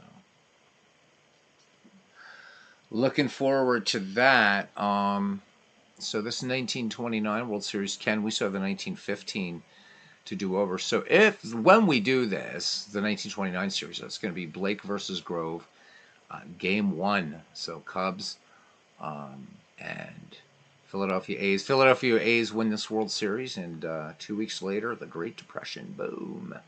But Connie Mack keeping this juggernaut of a team alive, going for 3 seasons, 1, 2, 3 World Series.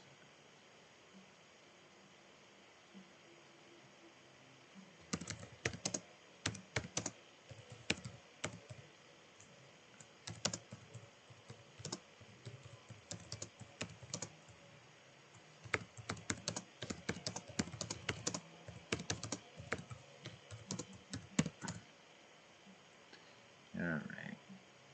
I'll do a game if a couple people hang around. I'll do a game. It's early.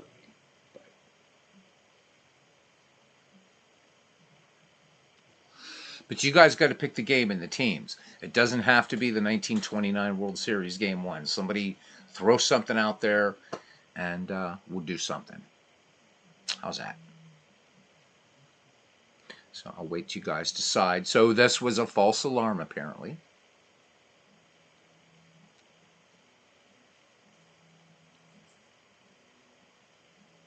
Carlos says he's good to me before I am. Actually, with my job, I am too, except that while I don't have to be at work till 2:30 in the afternoon, the fact that I'm working with 50 dogs all out in one place at one time, I've got to be sharp. But I've got some time now. Certainly, it's not like I'm not gonna go to sleep at 11:39. So, pah.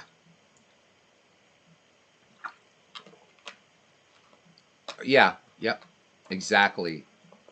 All breeds, all sizes. So I mean, we split them up. So like, but by like the middle of the day or something, I will have like those will usually be the large dogs. So seriously, man, everything from Great Danes to Golden and Labrador Retrievers, German Shepherds, Malinois, Huskies,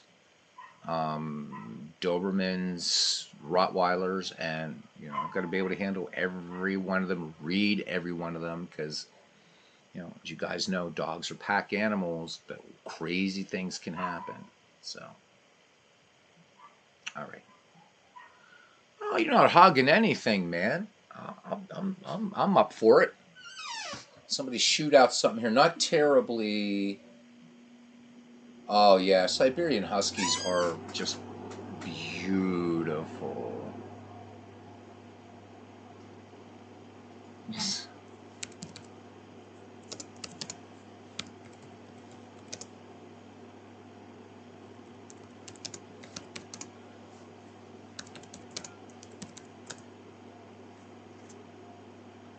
All right.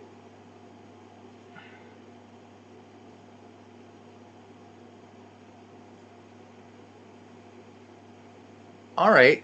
World's worst. Okay, 1915. All right. So Dwayne Martin says, "How about Game 7 of the 1960s World Series? Holy, 1960 World Series. Holy moly! Tell you what, since 1915 is set up, Carlos says this gets Ruth pitching a game since I saw it today's in the top 10 of all-time Red Sox shutouts. Great pitcher.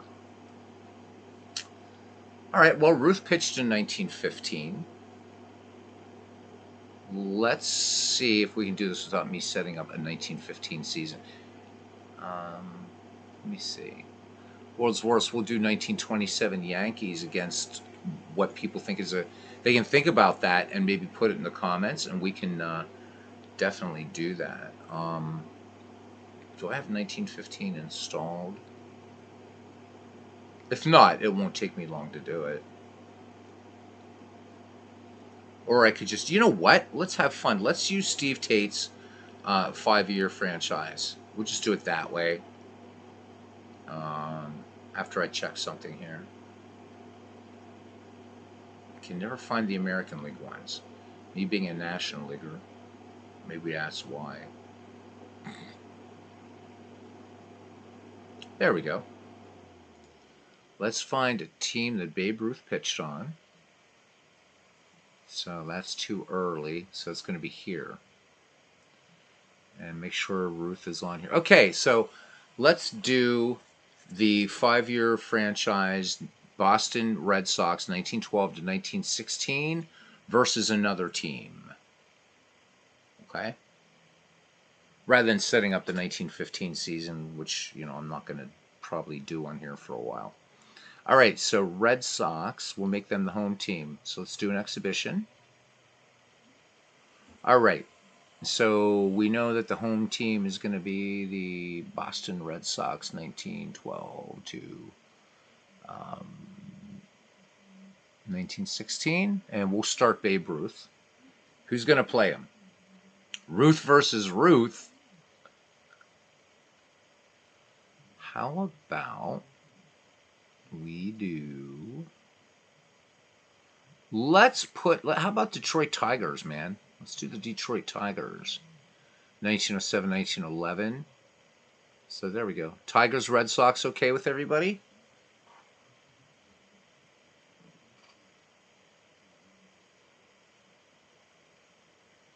If that's right with you guys, we'll just do this. It's just going to be an exhibition.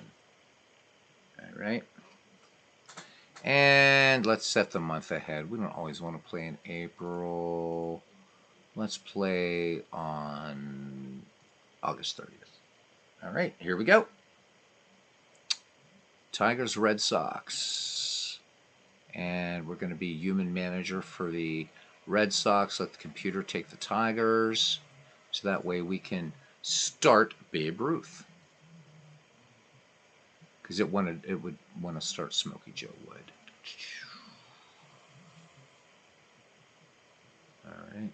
Oh my God! Wait a minute. I have to turn on the DH. Steve has the DH turned on in this game. No, I got to cancel it. Sorry about that. Sorry, but there's gonna be no DH in this league, so we're gonna start all over again. DH? No, I don't think so. All right. I mean, I see why Steve did it. Yeah, because we're using it in Shanks to show more hitters and stuff like that.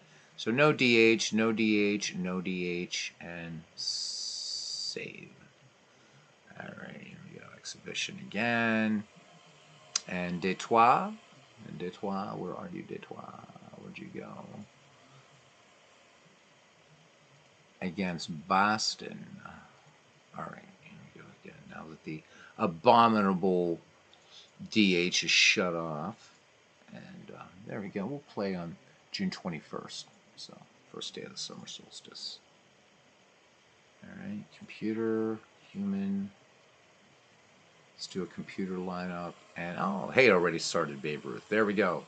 All right, guys, we are on our way to a newly christened Fenway Park. That's right, Dwayne. We don't need no stinking DH.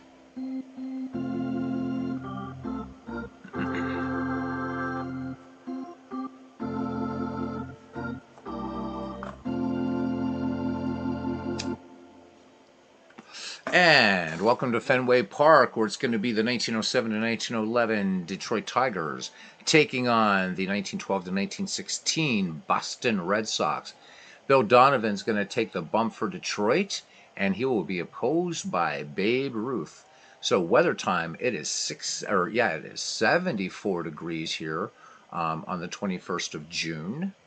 And the wind speed is 4 miles per hour in from left center field. And Bernie Strom is in here, and he's doing a 1912 Red Sox replay, but we're including later Red Sox here too, up to 1916. So Bernie feels like, if he feels like making a managerial call, Bernie, just put up like an emoji that I can see. We usually have one called the, Steve calls it the Hand of Despair. So here we go. All right, let's look at the starting defense for the Boston Red Sox. This is Steve Tate's 5-year franchise file. In left field, Duffy Lewis. In center, the Gray Eagle, Tris Speaker. In right, Hall of Famer Harry Hooper. So hell of an outfield here for Boston. From first to third around the horn at first base, Dick Hablitzel. At second, Steve Yerkes. Shortstop, Heine Wagner. Third base, Larry Gardner.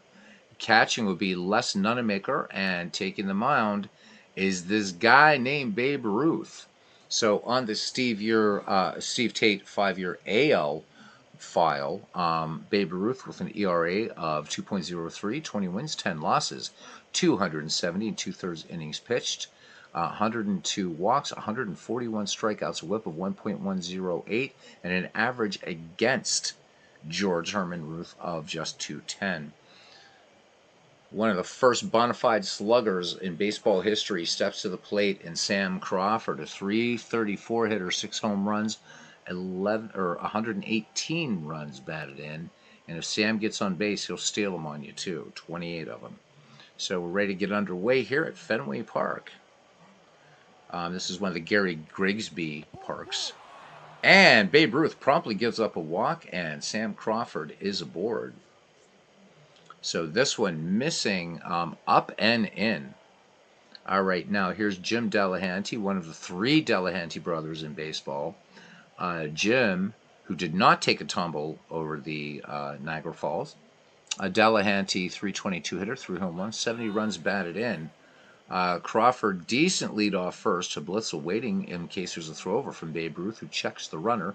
Peers in, has the sign from Nunemaker, throws over. Crawford back easily. Ruth ready to deal now. He kicks and fires the 0-1. Delahanty, good bunt down. Nunemaker will go to Yerkes, covering on the play for out number 1. So sacrifice successful, and Sam Crawford goes to second. And that's something again that would be common in dead ball era. If the number 1 leadoff hitter gets on, the number 2 guy was frequently called the sacrificer. Sounds like a kind of a British TV series. Ty Cobb steps in, .403 average, 8 home runs, 109 runs batted in. The Georgia Peach, with that great split hand grip, waits for the Babe Ruth delivery. And here's the 0-2 pitch. Change up. Ruth sends this to center field, and back on it is the Gray Eagle. He makes the catch.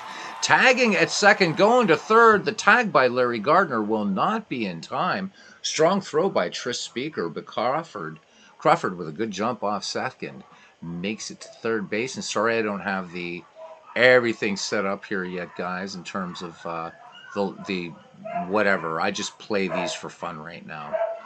All right, here is Matty McIntyre, left fielder for the Bengals. He is a .272 hitter, 31 runs batted in. Bats lefty. Ruth works out of the stretch in the 2-1 to McIntyre. Fastball popped high in the infield. Yerkes and Hooper converging in foul territory in the first base side. Steve Yerkes makes the catch. No runs, no hits, no errors. And we go to the bottom of the first. It's the Tigers 0 and the Red Sox coming to bat. Let's check out the starting defense here for the Detroit Tigers. From left to right in the outer pastures, Matty McIntyre in left, Ty Cobb in center, Sam Crawford in right. From first to third, Claude Rossman, Jim Delahanty, Donnie Bush, a fine shortstop, fine defensive shortstop. George Moriarty at third. I wish Tommy Holmes was in this game, because you could have Holmes and Moriarty in the game, but oh well. All right, Oscar Stanage catching, and Bill Donovan, Wild Bill Donovan pitching. Donovan, a 2.14 earned run average, 22 wins, 6 losses, 257 worked. And he has struck out 68 and walked 132, a whip of 1.105 and an average of 235. So these pitchers fairly evenly matched, at least in this file created by the erstwhile Steve Tate. Right fielder Harry Hooper leads it off, 274, 2 home runs, 40 runs batted in. Donovan has the sign from Stanage. Here's the 1-0. Hooper, comebacker to the mound. Donovan up with it, fires on to Rossman for out number 1. All right, that brings up third baseman Larry Gardner. Gardner hitting .286 last season, and we're going to start calling it last season now. 2 home runs, 58 runs batted in. All right, so Donovan deals to him now. Here's the 1-2 pitch. Gardner, this one pop up on the third base side in foul territory. Moriarty makes the grab. So 2 away here. Make sure that my stream is keeping up. There we go. And here is the Gray Eagle. Tris Speaker hitting .375, 6 homers, 60 runs, or 80 runs batted in, I'm sorry, coming into today's contest at Fenway Park. All right. Here is the 0-2 pitch, and Speaker, hard to strike out, waves at this one. So while Bill Donovan picks up the strikeout to end the inning, no runs, no hits, no errors, we've played one complete at Fenway, and we are scoreless. The Tigers will send up Donnie Bush, Claude Rossman, and Professor Moriarty. I'm going to call him Professor Moriarty. All right, Donnie Bush hitting .268, 2 home runs, 34 runs batted in last season. Babe Ruth ready to deal. He's walked a batter in this game. The 0-2 pitch, Bush swings, chopping ground ball to Yerkes. Yerkes in one graceful motion fires over to a Blitzel to retire Donnie Bush. And here comes Claude Rossman, first baseman. Rossman had a good season last year, hit .285, a home run, 70 runs batted in. Babe Ruth has the sign from Les Nunemaker. Here's the 3-1 pitch. Rossman come back to the mound. Ruth fielding it off the left side of the bump. Fires to Blitzel for the 1-3 putout and out number 2. And here is Professor George Moriarty. Moriarty, a .261 hitter, 2 home runs, 50 ribbies to his credit. Ruth deals the 1-2 pitch. Moriarty, 2 Harper to short. Heine Wagner ranging to his right, fires on to Blitzel to retire Moriarty in the side. We go to the second here, the bottom of the second at Fenway Park, and we are scoreless. Tigers and Red Sox dead ball action using Steve Tate's 5-year American League franchise file. Available free from Steve Tate, guys. 90 plus teams per file. Infinite baseball here. All right. The number 4, 5, 6 hitters due up for the Boston Red Sox: Blitzel, Wagner, and Lewis. The first baseman, Dick Blitzel, hitting .270, a home run, 50 runs batted in last season. Heine Wagner waits on deck. Wild Bill Donovan into his wind, and the 1-1 curveball. This one, a line shot to left, but a nice catch out there by Matty McIntyre for the first out. Heine Wagner now hitting .253, 2 home runs, 51 runs batted in. Donovan winds and deals the 0-1. This one scorched to right for extra bases. Wagner's going for 3. Crawford with the throw hits the cutoff man Delahanty. The throw to third. The tag by Moriarty. Not in time. Heine Wagner picking up the 1-out triple. And here's the man with a cliff named after him, left fielder Duffy Lewis. Lewis hitting .285 last season with 2 home runs and 78 runs batted in. So Wagner dancing down the line, third at some. Had 15 steals last season. Donovan working out of the stretch. Lewis swings high, pop fly in the infield, and calling for it, Donnie Bush. He's waving off Moriarty, and he makes the catch. So 2 down. Can Steve Yerkes get a safe hit and bring in Heine Wagner, or even get on for an error? Yerkes, a .268 hitter last year. A home run, 45 runs batted in. So Stanage sets the target for Donovan, who works out of the stretch. Here's the 2-0 to Yerkes. And base hit. This one past Donnie Bush into left field. Heine Wagner would come in to score. Steve Yerkes with the RBI single to left. And the Red Sox out to an early 1-0 lead here. Bottom of the second action we go. Oh, I'm glad you like that, Texags. Nice. All right, World's Worst Gamer. I'm really, really glad that you figured that out, because I've never had trouble with that game, so I was really surprised. Excellent. The only thing that sucks in Diamond Mine Baseball is when you want to bring in a relief pitcher. You have to have that mouse just in the right part of the box to drag him over. I wish they'd fix that. All right, so Yerkes aboard with 2 away, and here's catcher Les Nunemaker. He's a .238 hitter with 8 runs batted in. You have to excuse me, guys, if I'm hesitating a little bit. My eyes are very tired. All right, here we go. The 0-1 delivery. Nunemaker swings, base hit up the middle, and Nunemaker going for 2, and rounding third and scoring is Steve Yerkes. Boston getting aggressive with 2 out. Now another run in. It is 2-0. And coming to the plate, Babe Ruth, 289, 4 home runs, 18 runs batted in for the young pitcher. Here's the delivery, the 2-0 to Ruth. Fastball, base hit, left field, and Bernie's got to be loving this as Les Nunemaker will come around and score. Babe Ruth picking up an RBI, and the Red Sox pouring it on now. It is 3-0 here in the bottom of the second. Harry Hooper, we're back at the top of the order now for Boston, and he grounded back to pitcher Bill Donovan in the first.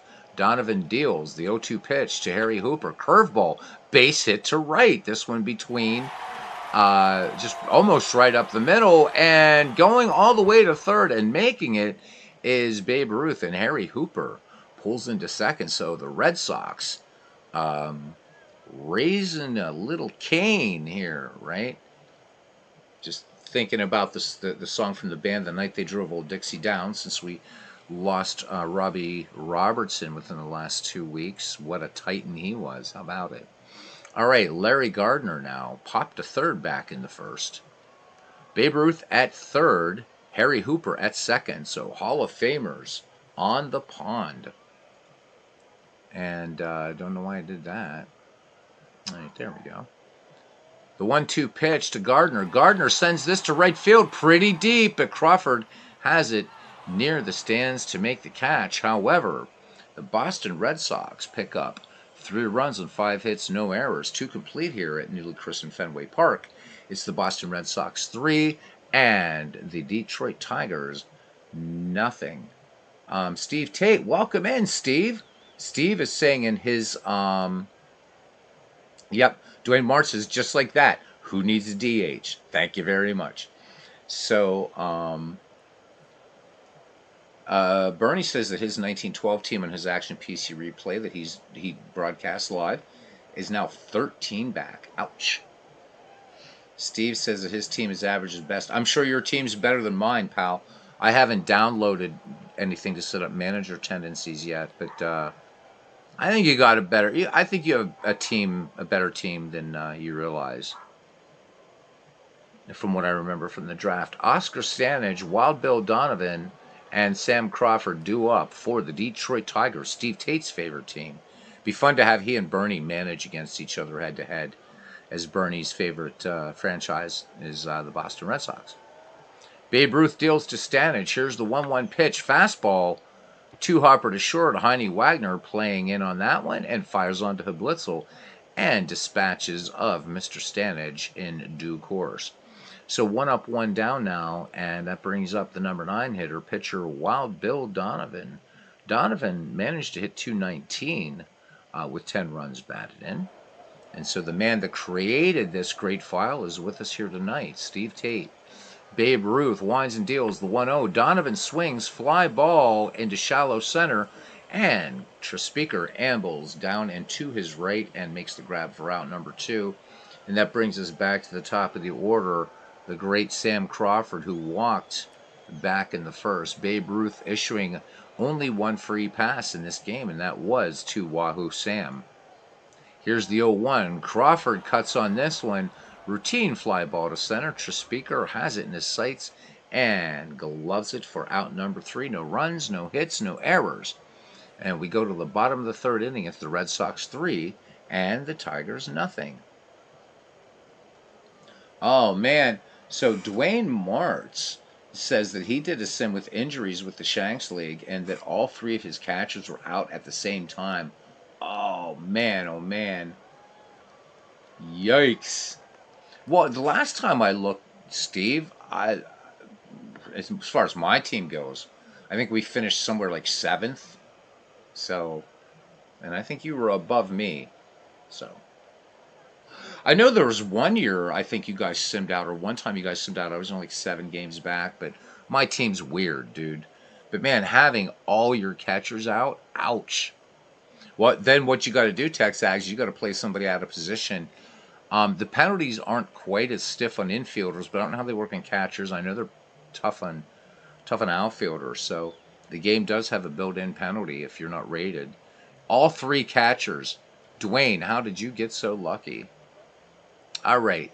Speaker, nothing for one, struck out back in the first. Donovan has fanned one, and it was Tris Speaker, who's hard to strike out for 3-1. Speaker smacks this one into left field, base hit, and Matty McIntyre up with it into Donnie Bush, and that is hit number 6 for the Boston Red Sox. Speaker with 49 steals, and he's got a decent lead off first base. Stanage, a pretty good arm back there. Here's Dick Blitzel, the Boston first baseman, line to left back in the second. Donovan deals. Here's the 1-2 to Blitzel. This one chopped up the middle, and Bush is going to go take it to the bag himself and then fire on to Claude Rossman for the double play. So 2 outs, bases empty, and here's Heine Wagner, who is 1 for 1. He had a triple back in the second and would come around to score in that Boston 3-run second. Donovan, the 0-1 delivery to Wagner, fastball, and this one line to third. And that will do it. No runs, 1 hit, no errors. We've played 3. The score remains the same. It is 3-0, and George Moriarty making a nice play on that bullet. All right, Joe Delahanty, Ty Cobb, and Matty McIntyre due up for the Motor City Cats. Les Nunemaker sets the target for George Herman Ruth, who winds and deals the 1-2 pitch. Delahanty, little chopper up the first base line. Blitzel will take that one, 3 unassisted. 1 up, 1 down now for the Georgia Peach. He gave it a ride to deep right center. So the Bambino and the Georgia Peach, the 0-2.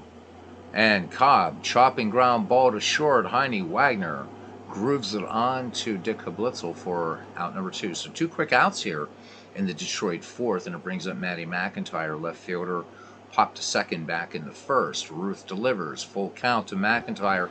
Fastball missing by Ruth. This one outside, and Detroit has a base runner. I believe this is only it is only the second base runner for the Detroit Tigers in this contest. Donnie Bush grounded to second his last time up. Ruth checks McIntyre. McIntyre with 16 steals last season. Ruth sets and deals the 0-2 pitch. Fastball win there. Strike 3, side retired. Nothing across for the Tigers. We go to the bottom of the 4th. The score remains Boston 3, Detroit nothing, and it will be Duffy Lewis, Steve Yerkes, and Les Nunemaker for the Boston 9. And the Royal Rooters here, John Honey Fitzgerald, grandfather of future President John F. Kennedy. Ned Enough Said McGreevy, also here with the Royal Rooters, who originally rooted for the Boston Beaneaters. Switched their allegiance to the American League then, but originally rooted for what would become the Boston Braves. Duffy Lewis is nothing for 1. He popped a short back in the second. Donovan deals to Lewis, and this 0-1 pitch, a diving, straight up in the air, stabbing it right down. Donnie Bush just pulling that down. That one definitely would have been a gapper to left. And there you can see Duffy's Cliff, which Bernie has pointed out also. He's also using this Gary Grigsby, and you war gamers should know who that is. There's Duffy's Cliff right there. All right. So 1 out, bases empty. Steve Yerkes is 1 for 1. RBI, scoring Heine Wagner. And that was the first run of the game in that 3-run Boston second. The 1-0 pitch to Steve Yerkes. Curveball. High fly ball to right field, and running back and making a fine catch is Sam Crawford. So out number 2 for the catcher, Les Nunemaker. RBI back in the second scored Steve Yerkes, giving Boston its second run. Donovan brings the 1-2 pitch, and Nunemaker, this one a swing and a miss. Strike 3. So Donovan picks up strikeout number 2. We head to the 5th inning. The score remains Boston 3, Detroit nothing. Claude Rossman, George Moriarty, the professor, and Marianne, and Oscar Stanage due up. Rossman grounded out to Babe Ruth his last time up. So you can see the tail of the tape up there. Ruth deals now. Here's the 0-2 pitch to Claude Rossman. Rossman swings, fly ball. Coming in quickly on this one and making the catch is Trespicer. So 1 up, 1 down now, as George Moriarty grounded to short his last time. The windup and the 1-1 pitch popped in foul ground behind the plate. Nunemaker flings aside the mask, and this one will get out of play. So the count goes to 1-2 on George Moriarty. Babe Ruth winds and deals the 1-2 pitch. Curveball sent down to right field, and Harry Hooper making a good running catch. Hooper, good range out there in right field. 2 down now for the Tigers, and here's Oscar Stanage, who grounded to short his last time up. Ruth delivers. Stanage swings in the first pitch, fly ball to shallow right, and Harry Hooper gloves it for out number 3. We go to the bottom of the 5th inning. The score remains 3-0 Boston. As I'm not going to read what Carlos Yaz said because we don't want to jinx it. Dwayne says it's a draft league. We had, Dwayne said, fall short of you. Draft league. Okay, so just, gentlemen, we have Bush. A great line from Booger in Revenge of the Nerds. Awesome movie, right? So, Dwayne explained to Tex Ags are crazy. So, the name Shanks is about Howie Shanks, an actual baseball player, whom Legend Sports Universe actually drafted onto his team. So, hey, Carlos says the Babe can't hear us. All right, Babe Ruth is 1 for 1. RBI single, scoring his battery mate, Les Nunemaker, and that was the 3rd Boston run. Donovan deals the 1-2 pitch. Ruth, this one, just a big lunge and a lot of air. So 1 out, and that's the 3rd strikeout issued today by Bill Donovan. And we swing around to the top of the Boston order, and Harry Hooper singled back in the 2nd. Donovan deals the 1-1. Hooper swings. This one line, but foul. This one's going to make the seats. On the right-hand side, Claude Rossman able to get the ball back from an accommodating Boston policeman, who tosses it to Rossman, who relays onto Wild Bill Donovan. So Harry Hooper 1 for 2, as we said. And the 1-2 pitch. Hooper swings. Fly ball. Right field, but Sam Crawford making it look easy out there in the putout.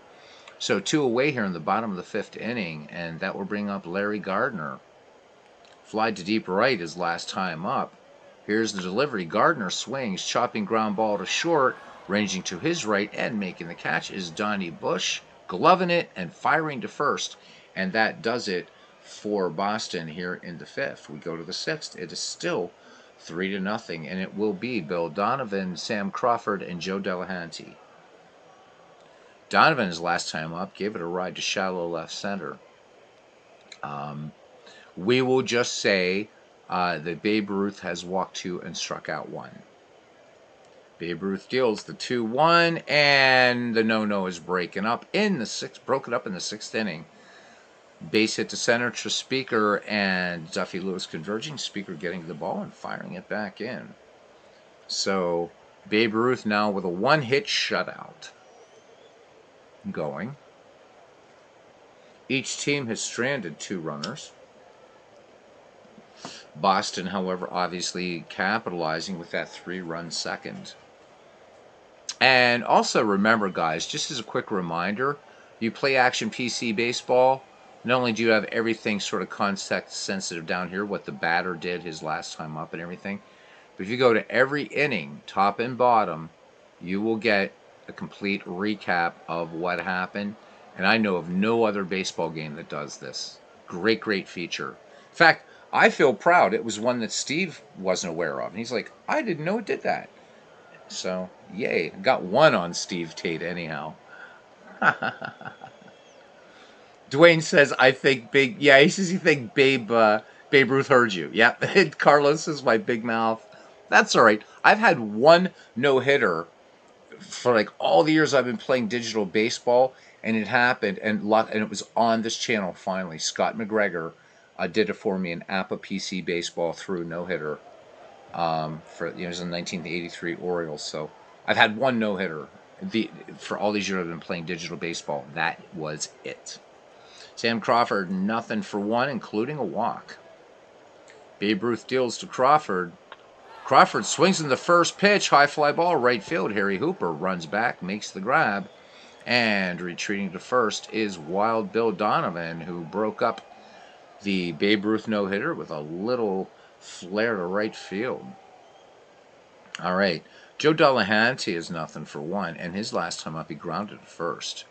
Babe Ruth lets it go, the 1-0. Delahanty swings, and this one, hard hit ball into left center. Tris Speaker getting to that ball quickly ahead of Duffy Lewis. And Donovan thought about third, but Speaker coming in that ball quickly and a great arm to boot. Donovan just does not have enough pistons in his Chalmers automobile to make it to third. So Donovan at second, Delahanty at first for the Georgia Peach. Ty Cobb, last time up, grounded to short. So a chance for the Tigers to get back in this game. Babe Ruth looking for the double play ball. The 2-1 pitch. Cobb swings. This one a bounder to first to Blitzel.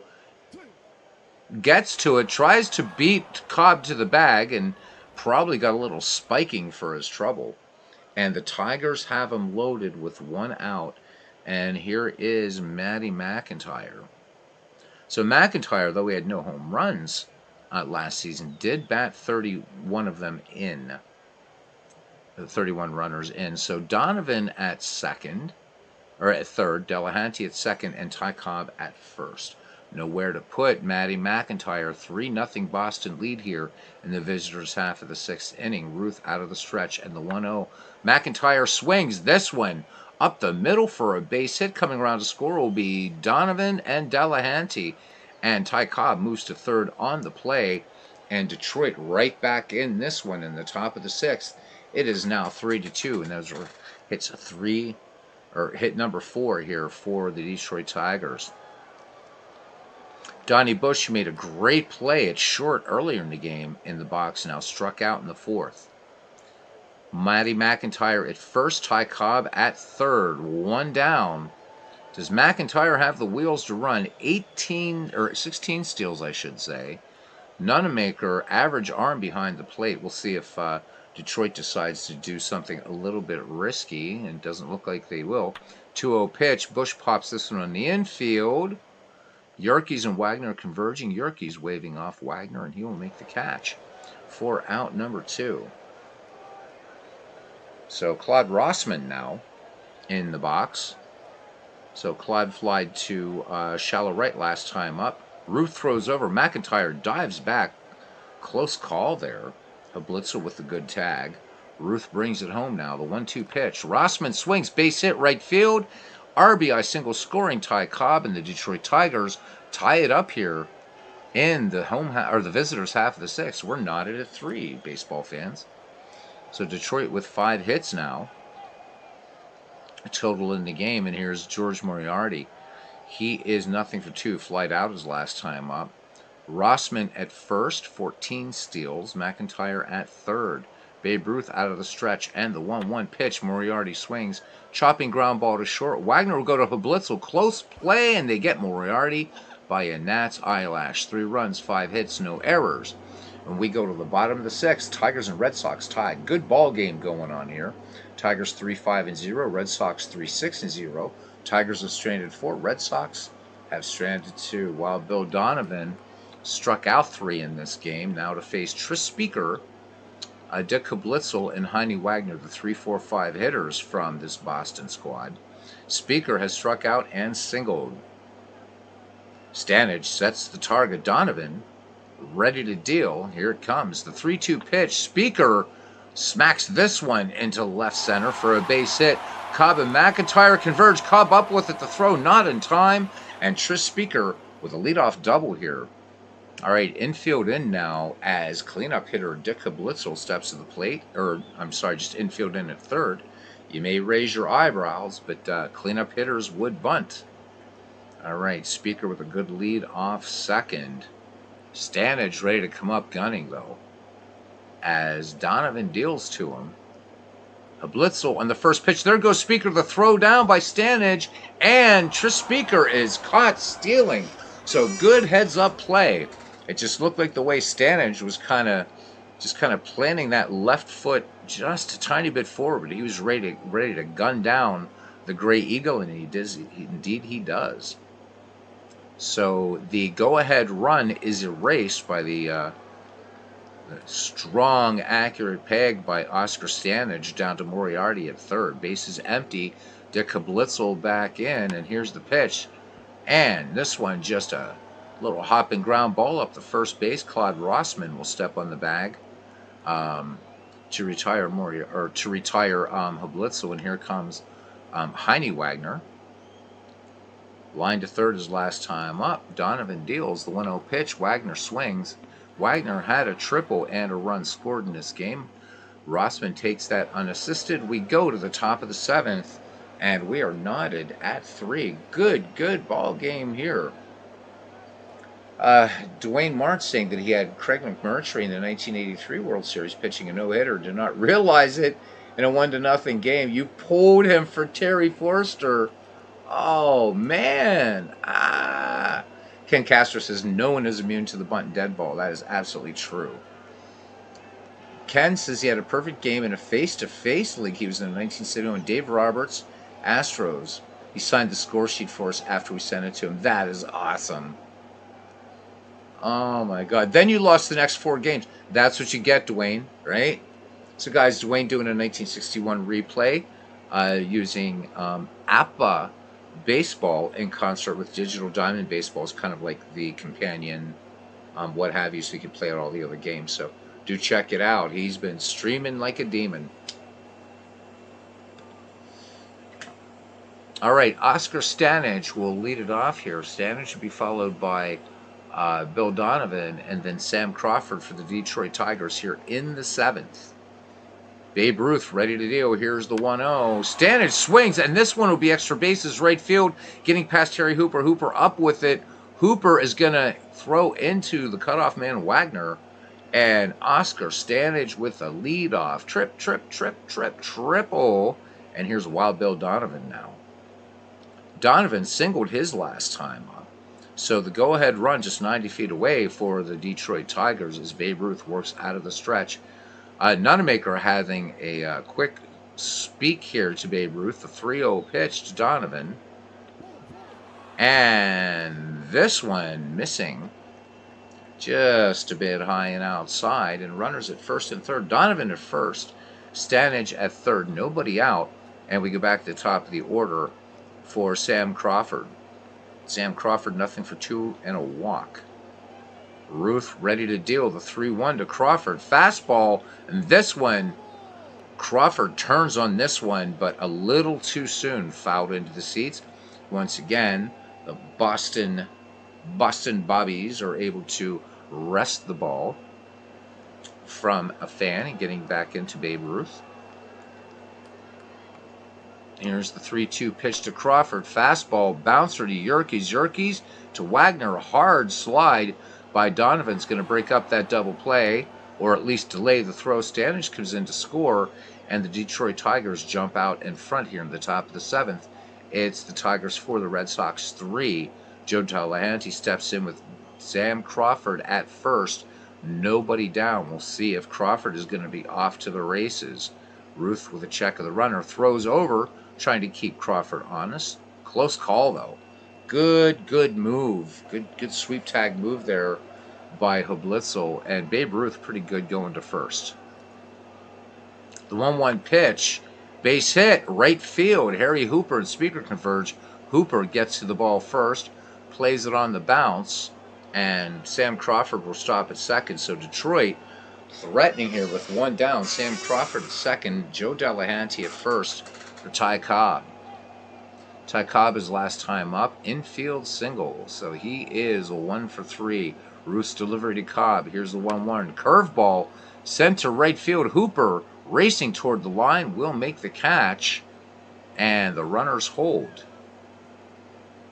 So Detroit plating one here in the 7th. Looking for more. See if Matty McIntyre can do something here. RBI back in the 6th. And that scored Wild Bill Donovan. Babe Ruth deals the 3-1. Ball 4. And the bases are sold out. Babe Ruth finds himself surrounded by Tigers. So he's got to break out the whip in the chair to, unfortunately, use an analogy from a very bad time in history when the way cats used to be trained. All right, anyhow, here is Donnie Bush. That's my political statement for the night. Animal cruelty sucks. Ruth delivers the 1-2 pitch out of the stretch. Bush sends this one up the middle. Wagner to Yerkes, and that will retire the side. 7th inning stretch time here at Boston. Detroit 4, Boston 3.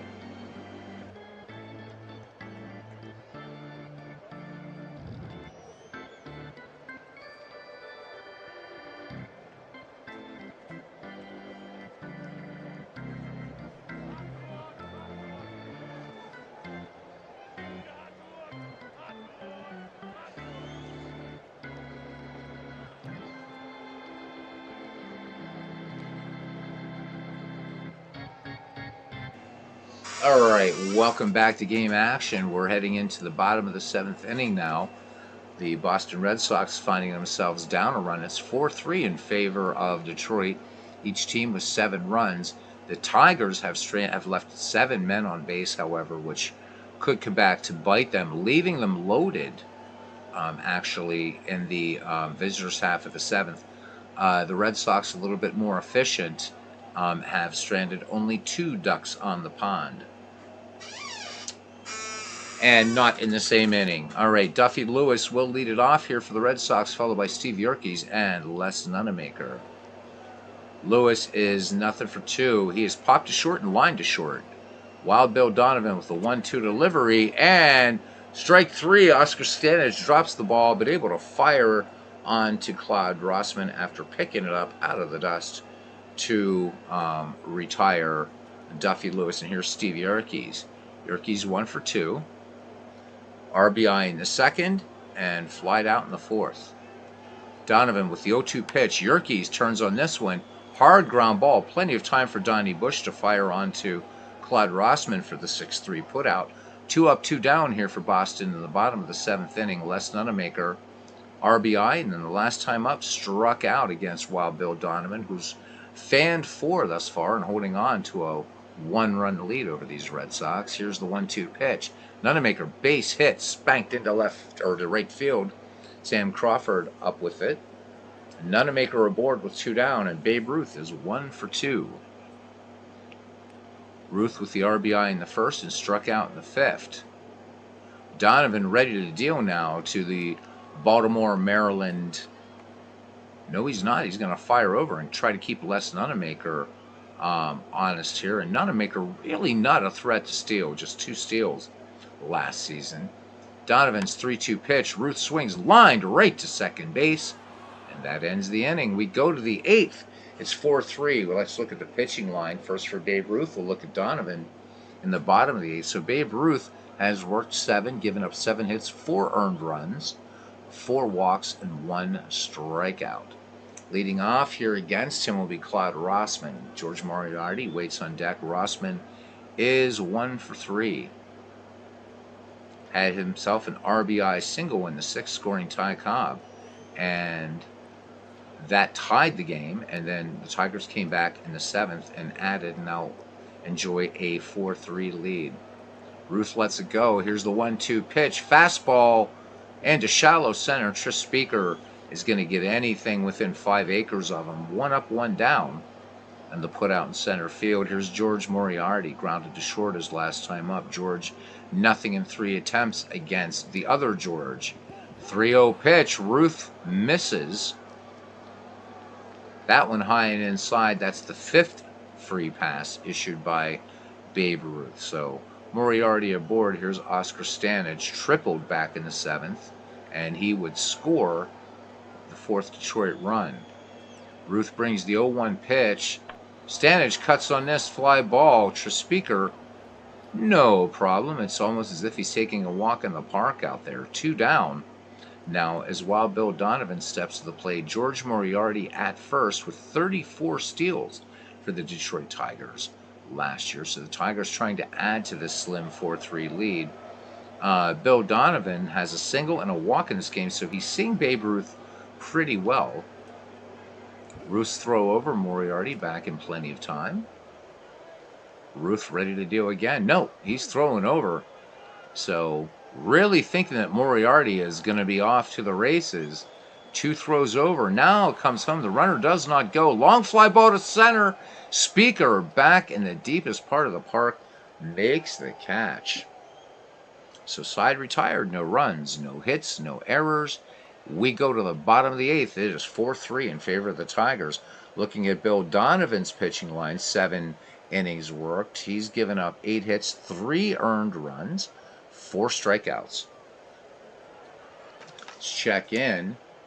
So guys talking about the no-hitters that they had going. Dwayne Martz shares another one. He says they did it in 1961. Yankees. Whitey Ford was pitching a no-hitter and was losing 1-0. Shades of Harvey Haddix, by the way. Look that one up. What a heartbreaker. And pulled him for a pinch hitter, and Whitey did win the game 2-1. Ford walked 3 and an error scored the run. Jeez. Good stuff, man. Good stuff. Yeah, I thought that was gone too, Tex. All right. It will be the number 1, 2, 3 hitters for Boston here in the bottom of the 8th inning. Harry Hooper, Larry Gardner, and Tris Speaker. Hooper 1 for 3. Donovan looking good out there. Here's the 0-2 pitch. Fly ball. Ty Cobb ranging to his left. Will glove it for out number 1. Third baseman Larry Gardner grounded to short his last time up. Nothing for 3 for Gardner in the contest. Here is the 3-1. Line to center. Cobb's going to play that one on the hop. And Larry Gardner has hit number 9 for the Red Sox. So the tying run on for Tris Speaker. And Speaker is 2 for 3. Infield guarding the lines. So Speaker, he has struck out, grounded a single, and lined a double. Donovan deals to the dangerous Speaker. The 1-1 fastball smacked up the middle. And going to first on that play, or going to second on that play, with Donnie Bush to get the lead runner. So fielder's choice 2 down. Tris Speaker on first. Dick Hablitzel. And nothing for 3. Speaker into his lead. Donovan throws over. Speaker back. Stanage sets the target. Donovan sets and deals. The 0-1 to Hablitzel.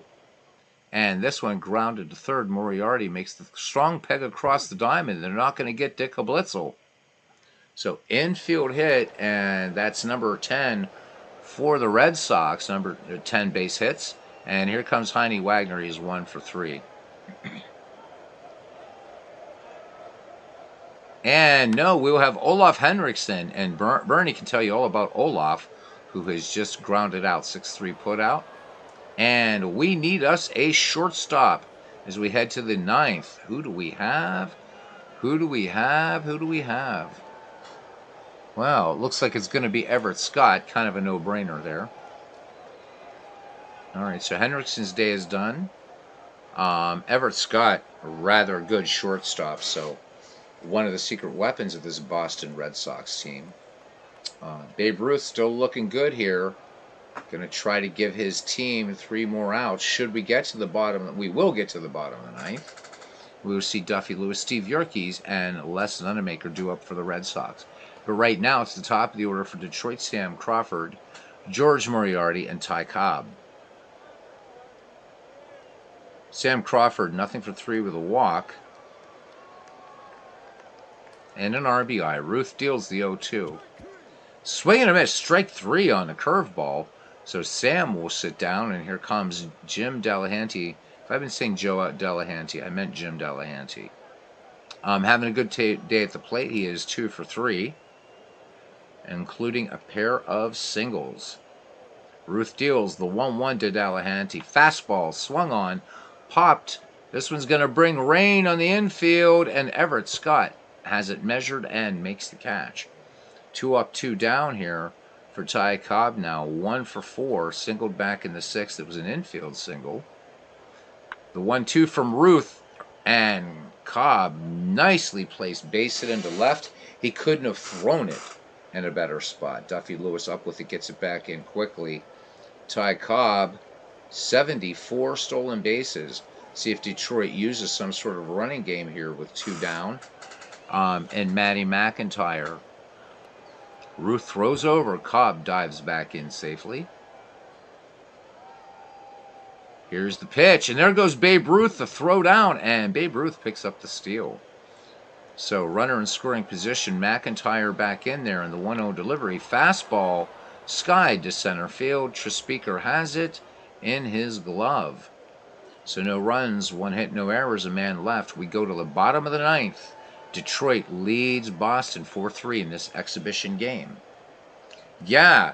So, World's Worst Gamer, how about it? No errors thus far. John DFW joining us here at the ballpark. Welcome in, as we're about to guest finish this one off. We'll see. All right, it will be Duffy Lewis, Steve Yerkes, Les Nunemaker. Duffy Lewis has popped out, lined out, and struck out. The 2-1 pitch, and this one chopped up the middle. Delahanty making a nice play. The one-handed scoop and fires onto Claude Rossman to retire the batter. Sorry, guys, I was trying to retire Duffy Lewis. Here's Steve Yerkes now. Yerkes 1 for 3. Donovan looking for the win here.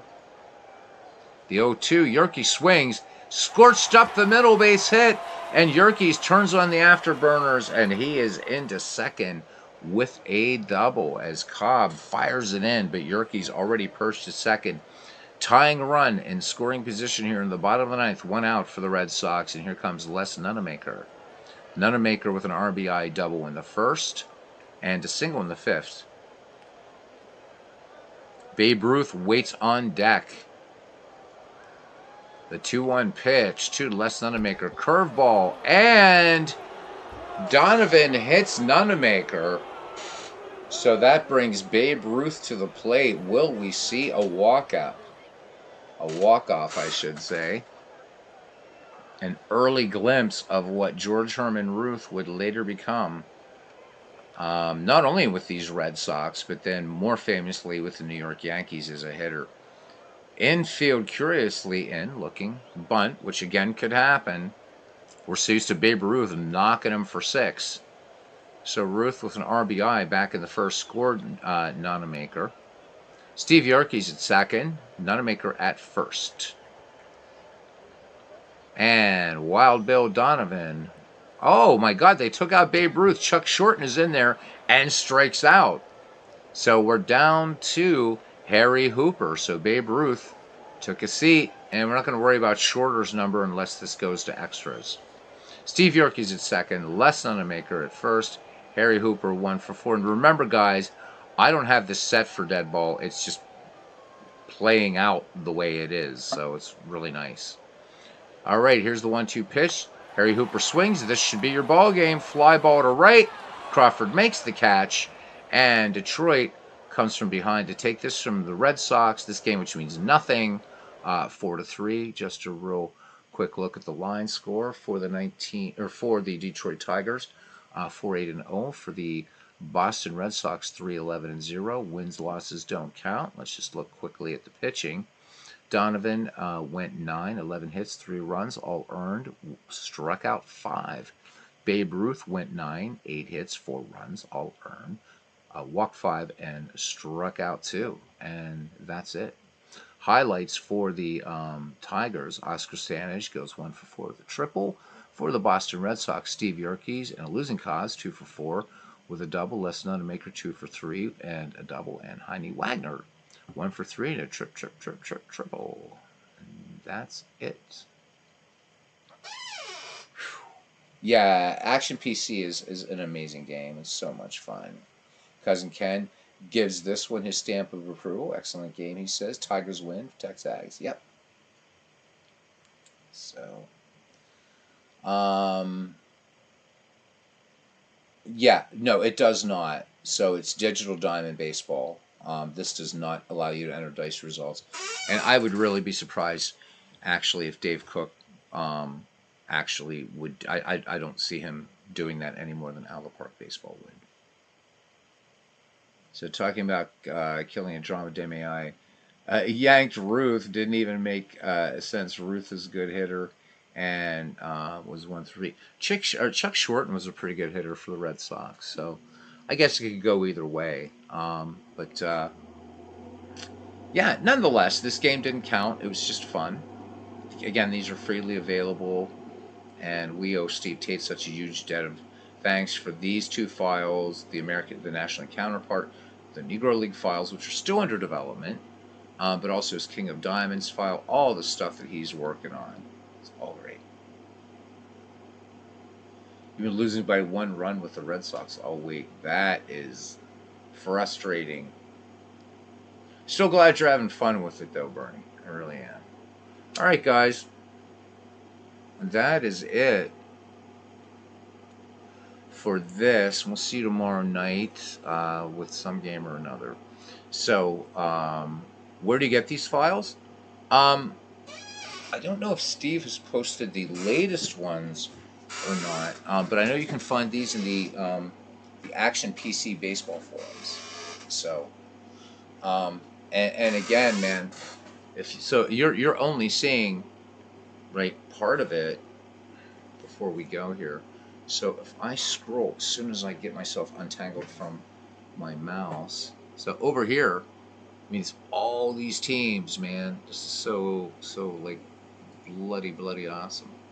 So this is the American League version, and then we'll just so you can pick on any just pick any of these. This is great stuff. Looking at like Cleveland 51 through 55, and you're gonna know all these names. Now, Steve did add some teams that may not have had winning records, but had some interesting teams to be able to get players like Ralph Kiner in there and others. Like here we have the Washington Senators here who, from 67 to 70 weren't exactly strong, but you get to play Frank Howard and some of these other excellent original Senators players.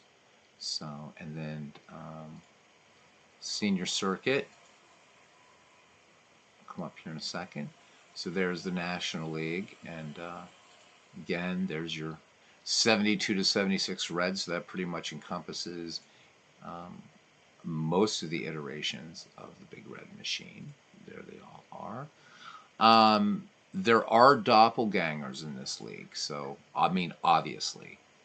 So Steve had said he never meant this to be made as like and I mean, if you want to do it with 90 plus teams, I guess you could, but you can have doppelgangers. But he meant this as sort of a draft league, or of course, an Action PC. It's so super easy to just bring in teams and do whatever. So, also you'll note here that everything is broken down into era. So, if you're one of those people that says, "Man, I don't want any of that dead ball stuff," well, there's just pick here. So much fun. Imagine the possibilities. Endless, endless, endless.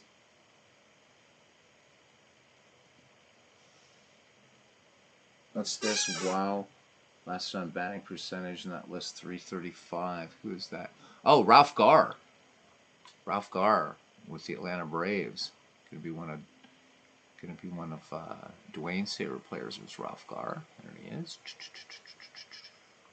If you go to Steve's channel, he gets into a bit of the methodology of how he created these files, man. And I mean, we play them, but wow, the man hours that went behind this, it's really crazy.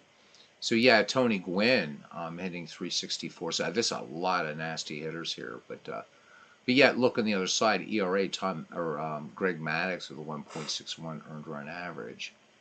I'm trying to see if I can even find. Gibson isn't even in the top 10, so that's pretty crazy. Right, there's Tom Terrific at 231 at number 9. Number 9. Action PC baseball forums, John. Just Google Action PC baseball forums, and you'll find there will be a big long whatever. I can also, if Steve doesn't mind, I could also put these on the Discord. I don't think Steve would mind since these are publicly available. So, Dwayne Mart's putting in the APC sports community. Those ones that are on there aren't the up to date ones. So that's why I was suggesting the Action PC. But you can get them from there. I can also, if you guys want, I can put them on Discord if you want.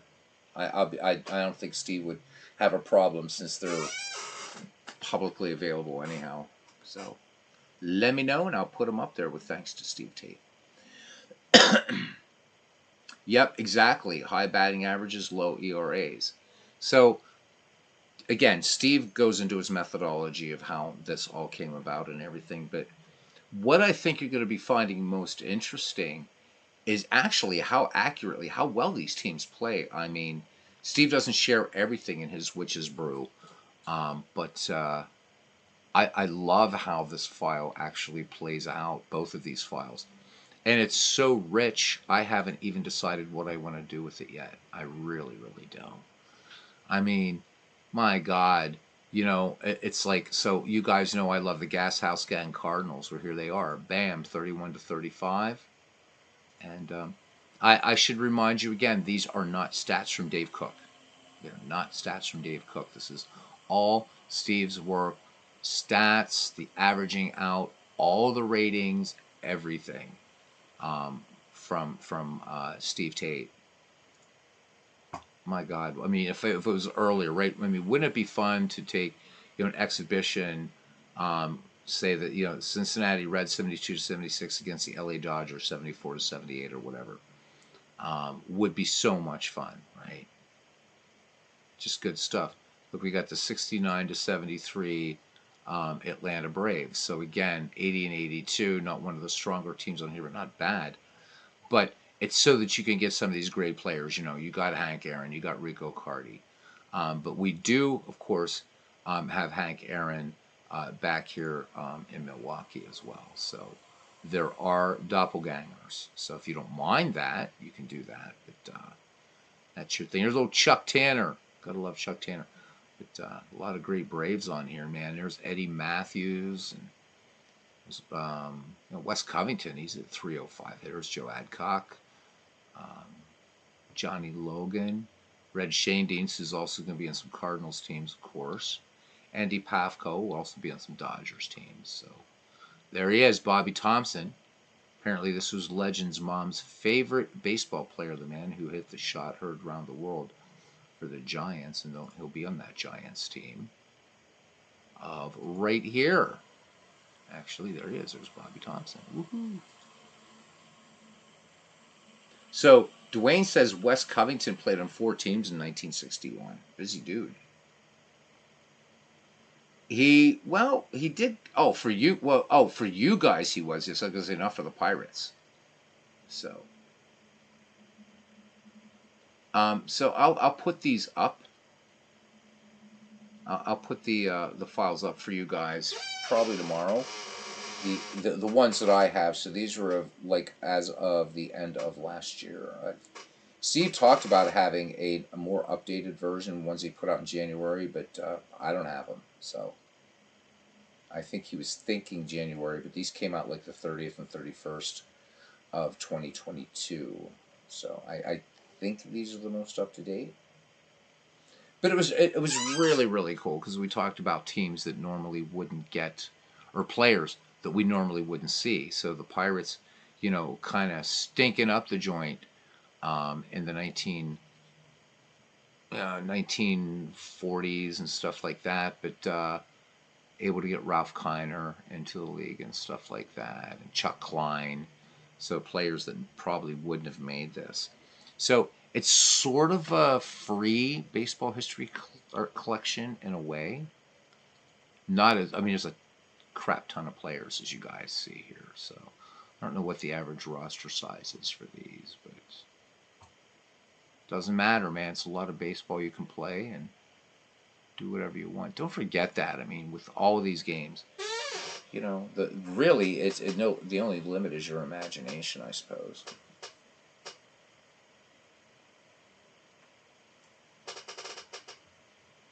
Didn't have much talent in the late '80s. You were horrible. Is there an Atlanta team here in the '80s? I don't even think there is. Oh yeah, there is. Here we go. Well, this is early '80s. So you're saying late '80s. This is Atlanta '80 to '84. So still some pretty good players on here. That's for sure. Dale Murphy, Bob Horner. There's Chris Chambliss, Claudell Washington. Dwayne was telling some story about Claudell Washington. My mind's a blank right now. It's Glenn Hubbard. I mean, Bruce Eggs Benedict, right? It's sometimes so much fun just looking at these rosters. So Atlanta pretty well represented here.